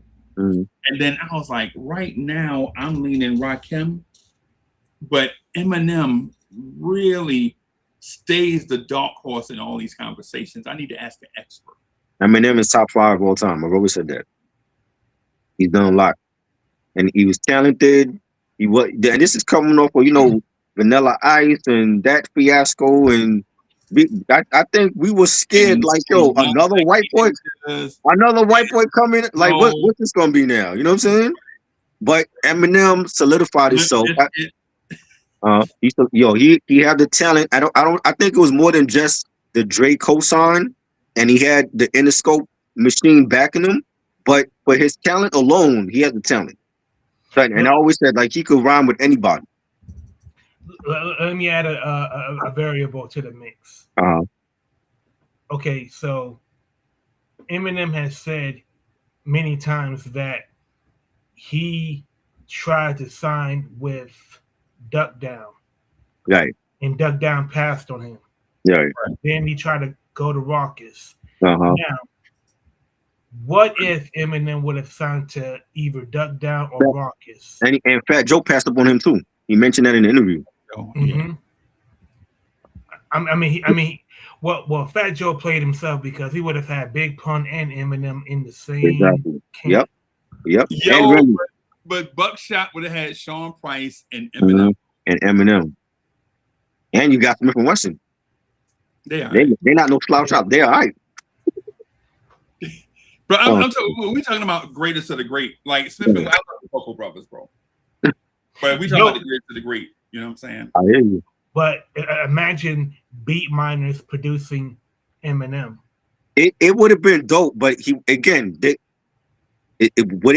that be their great white hope in that label? I mean, every crew had a white boy. The 3-6 Mafia had a little white, right? Wu-Tang had Remedy. You know what I'm saying? So would that be like their token white boy in Duck Down? I mean, he would have been dope, but it wouldn't have been to the success of where he is at now because of Interscope Records and Dr. Dre. Now, if Eminem was rapping like he did on Infinite over Beat Miners, I mean, it would have been it would have been a little corny, right? Like I don't think it would have made a real dent, right, with heads. Now, if you combine the Slim Shady persona with Beat Miners production, and you got like a skinny Sean Price, rhyming alongside him. Now that will, that would make some noise. Yeah, that would have been dope to see that. You know what I'm saying? But I think because of like he had the blonde hair, he had the cosign. He was on TRL. This is like the TRL era. So you've seen him on TRL every day with the likes of Britney Spears and NSYNC and Backstreet Boys and Limp Bizkit, and he had beef with like almost all of them at one point. Yeah. So it was like that, and he's talented too. So like he could do the diss record against Everlast or Moby, and he still could do a joint like Stan. You know what I'm saying? So I'm like, he had all the variables, he had all the attributes in a player. I think Stan is definitely a top 20 rap song all time. I love Stan. That's a great storytelling track. Because the progression in it, the progression is just not the timetable in the story. The progression is actually the tone in Eminem's voice. Right. Like when you hear the tone of his voice actually progresses stronger and stronger and stronger to the point where when Eminem do his verse as Eminem, remember there's people rapping, there's Stan, and there's Eminem, right? And Right. so by the time you get to Eminem replying, you hear he go from being surprised and all that stuff to somebody that's audibly upset Yeah. about what he hearing. You know what I'm saying? Right. So Right. the action, the ability to it's to me, and and I'll say this, and it may sound like a reach. I'm not gonna say it's the greatest storytelling rap I ever heard, Right. but it's definitely up there as one of the most popular storytelling raps Yeah. I ever heard. I agree for sure. Right? Because to me, Children's Story is the best, right? Right. By Slick Rick, right? But then that's neither here nor there, I guess, in the grand scheme of things. But to hear Eminem starting out friendly as Stan, all these different things, doing his stuff, talking about his family, talking about his brother, talking about his poster, talking about his girl, all these different things, like you go through the progression. Now, Mhm. mind you, this is a new artist also Right. taking risks, right? Because don't Yeah. nobody know who the Irish chick is. The Irish chick that sang on the song, a lot of us thought that was just a sample from like the Yeah. 50s. The Dido chick. Yeah, Yeah. yeah, yeah. We didn't know that song came out like 3 years early, 3 years Right. before, 2 years before that, Right. right? And so the fact that he used that, we thought that was like a sample from digging in the crates or something, right? Mhm. Somebody found that, and so you get that on the thing, and then you like, yo, could Big have done a joint like this? I think he did. I got a story to tell. That's another great storytelling track. No, and listen, no, he tells he got two great storytelling raps. Remember, Warning and I got a One story, right. Right. right? Right. So I'm not saying that he couldn't do a storytelling rap. What I'm saying is all the elements that I mentioned that went with Stan. Like Big Mm. told a story and he was laughing and joking. That's easy, Right. right? That's easy. You telling the story, everybody laughing, blah blah blah. This Mhm. dude is, first of all, he two people, and then one is laying his soul out for a guy that he thought he was going to meet and never did. And Right. then the other guy is the guy that the fan wanted to meet and never did. Right? Right. Like, or they met, but it wasn't, Yeah. it was raining outside, sleeting cold, or however Stan put it. Right. Right. And so I don't know if people can, I don't know. I know Nas can't do it because Nas don't have um the I think. I think I know what you're saying. Like Nas, he can't use his voice to change his pitch and Right. yeah. and change the inflections in his voice to to But audibly describe but different he characters. never tried it though. It doesn't mean he can't do it. He just never tried it. I understand what you're saying, but the thing is, Eminem did it as Stan to appeal to appeal to the listener's empathy. Right. Right? But the trick to it is when it's Eminem's turn to rap, he raps and it's an outward um um attempt to gain the listener's empathy also, because Eminem is telling you he didn't know. Right. If he had known, Mhm. you know what I'm saying? Like, so Yeah. Yeah. to me, when you talk about records like Stan and Lose Yourself, I think that take Eminem to this level because Rakim did it. Rakim said, "I seen on the subway on the way to Brooklyn. What's up, good looking? Is this he took in on a train, picking at a brain? I couldn't get a number. I couldn't get a name. Right. It's like your style of fashion, but I hate your high attitude with the fashion. Is you talking a lot? Is he, talking a lot? Okay, so he did it, but you know what? Right. The Lost Boys did one that was better Right. when he did Renee, right? Renee.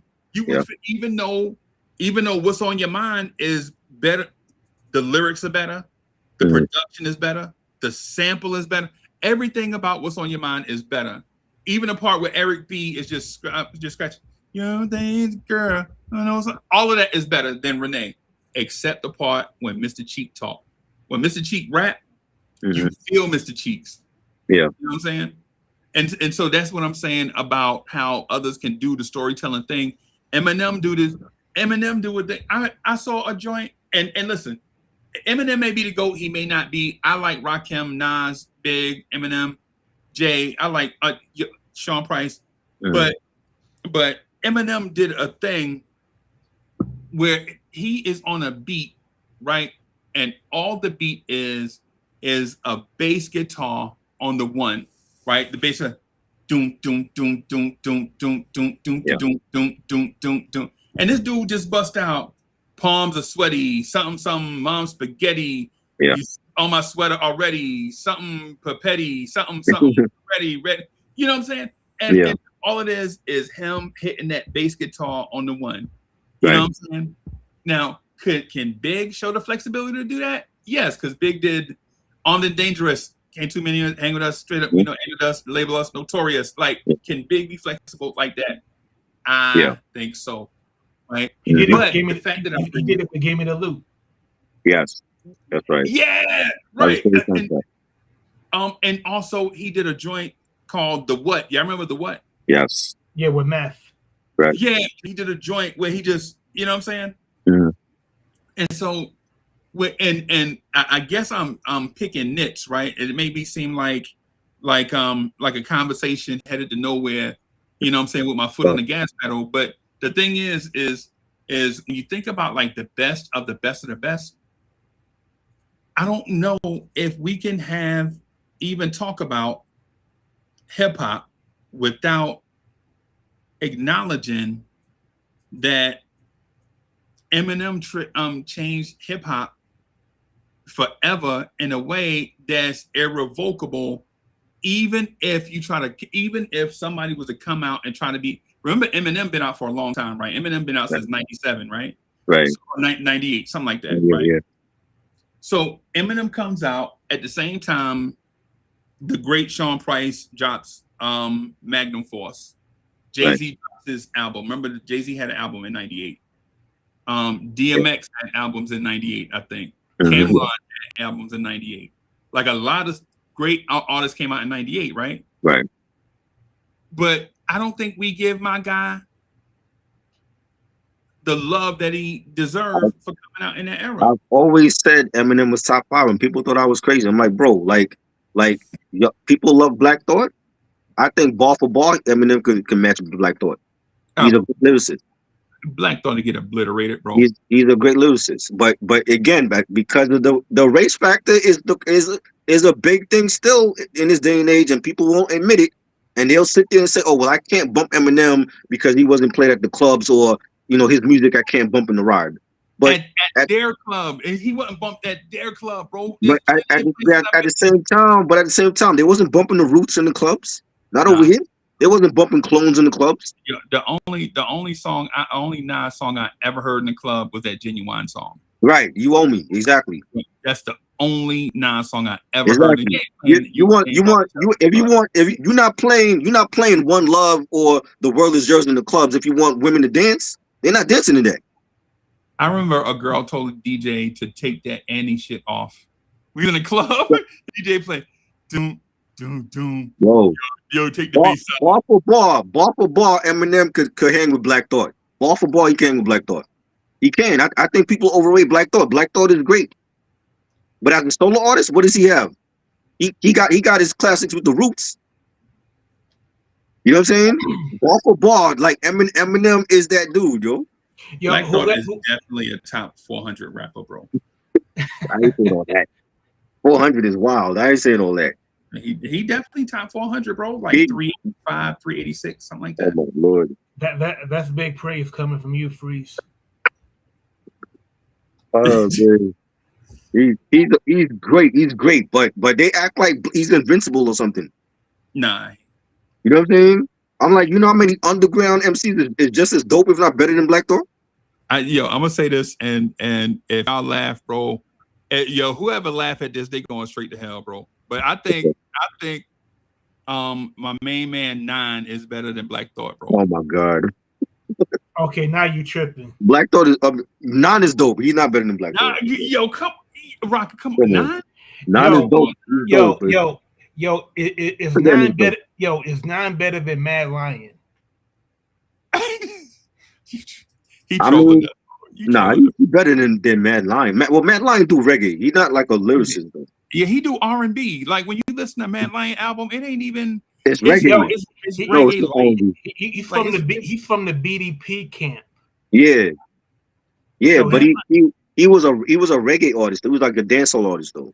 Yeah, Mad Lion is like yacht rock for reggae. Like Mad Lion is super light. He's not yacht rock. Like we Mad Lion like is yacht rock for reggae. Wow. reggae. Yeah, he not Yellow Man, bro. This dude ain't Ika Mouse. Like he ain't Ika Mouse, bro. Like Bro. he ain't Bougie. He ain't Yeah, Bougie about nine, bro. He ain't Smack That is a feature from an Akon record. He had to get on an Akon record to be played in the clubs. They wasn't playing his own records in the clubs. You know what I'm saying? And that wasn't his market anyway. He was commercial, but he wasn't being played in the clubs. Who you talking about? Nine? Eminem, I'm talking about. Oh, Eminem, okay. Power mentioned the Akon record. Yeah, that's an Akon record though. Nah, Eminem, man. Listen, we listen to. You know what? I'll put it like this. I'll put it like this. All that matters is where you swipe your card at. Like that's what. Like, does Eminem make people swipe their card? Right? Because if he didn't make people swipe their card, we wouldn't be having this conversation. Right.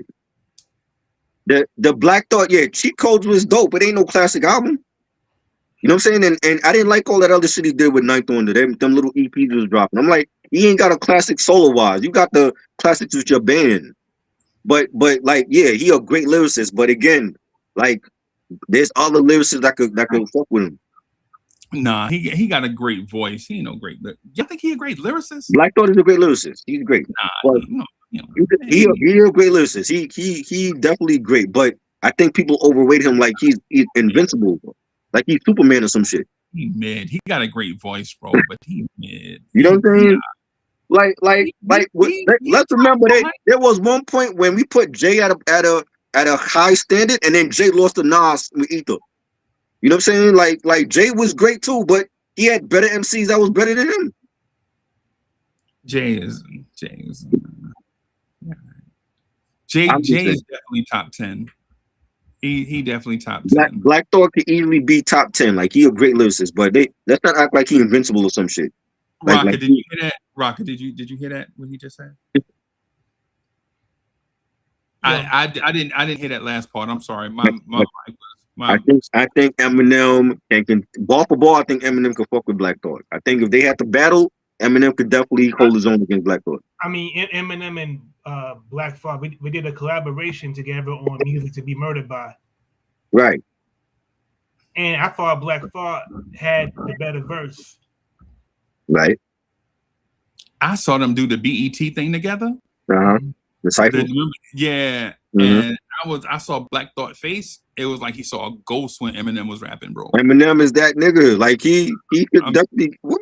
They don't want to battle Eminem, yo. Hey, I'm telling you, bro. Like these dudes, bro. When you hear these bars, like when you hear these, man. Listen, Black Thought is I now as a rule of thumb, like or just full disclosure, I like New York rap. That's like my starting place, right? But then I like all types of rap. It's just Philly just don't have a jump on a radar for me, bro.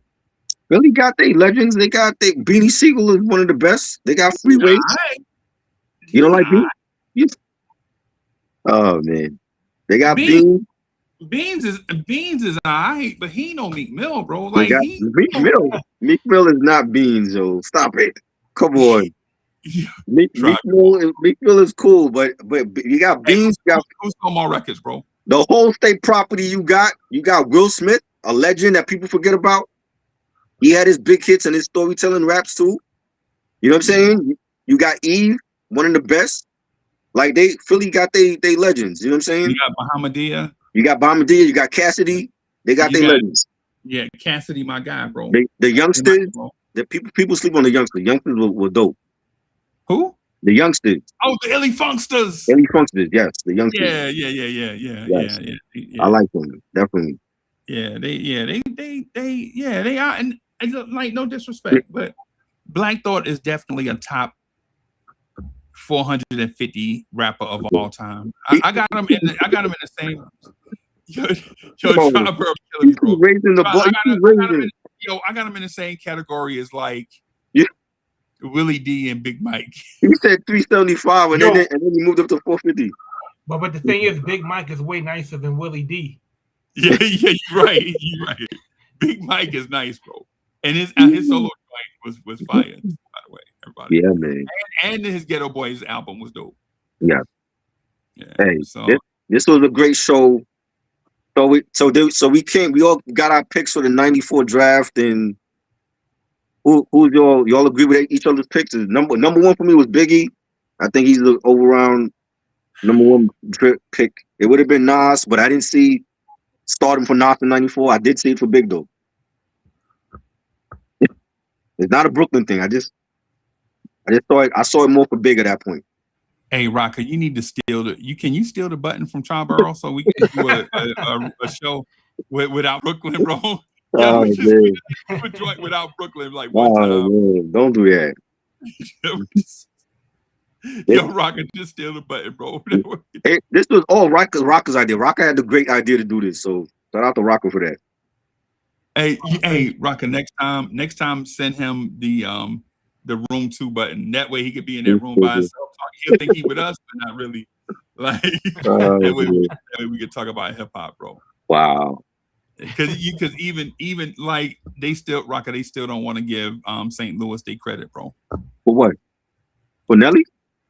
For rap? Yo, for Nelly? Yo, the thing is, St. Louis battle rappers are better than St. Louis, rapper artists. Yeah, right, yeah.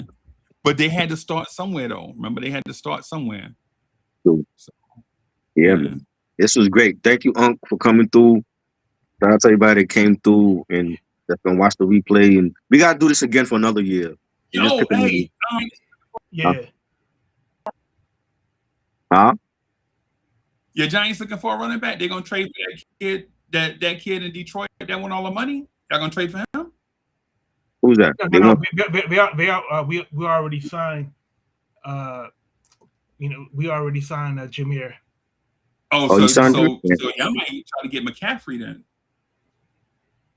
He injury prone though. Yo, I just saw what's the name of the Giants quarterback? He got blasted. Oh, Dart. Jackson Dart. What do you do now?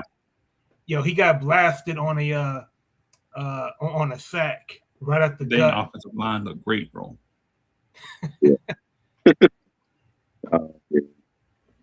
Yeah, that's the NFL season coming up. I can't wait. I mean, I'll say if that keeps happening, man, you want to have Dart getting the Caitlin Clark treatment. Oh, man. Yo, y'all give out your socials and where they can find you at. Yo, you can find me on Instagram at Rocket Bash, RAKABASH. Yeah. I'm glad, I came up with the idea just from looking at an old NBA draft class. I think it was 98. But I figured, what if you had you take the model of the NBA draft and pretend that you're drafting dope MCs off of their album, but also what you forecast their potential to be in the future. Right. So I definitely want to do this for other years. And matter of fact, we can even have the people that support our show, suggest years that you want to do lyrical drafts for. Yeah, put it in the comments. When this live is over, put your what years y'all want us to do, 98 or 93, 92, whatever, 88. Next time we'll have a chart on the screen so we can actually they can see us picking our favorite rapper by our picks, number 1, number 2, and all that. So that'll be dope, definitely. So thank you for this idea, Rocker. This was dope. I still feel like Big is the number 1, but I know y'all had your picks. It's all good. You know what I mean? And we're gonna definitely be back next week. Subscribe to Blowing's Tears, Nick's channel. That's Nick's channel. Subscribe to Echoes on Essence. That's the other platform you do music and loving relationships and stuff like that on there. And subscribe to my channel. I'm almost at 500. it seems like it's taking forever. I don't know why. Like, I see 6 people in here. If you're not subscribed, subscribe to the channel. We're on our way to 500, and I want to make it to another 500. And we're just gonna keep giving you great content. Tomorrow is the versus Omni versus Donald Jones versus Joe Thomas. That's gonna be a good one. I can't wait. I might do a live for that too after the versus and just talk about, you know, the battle. You know what I'm saying? But definitely check that out tomorrow. And thank you again, Rocker, man. We out. Peace. Peace.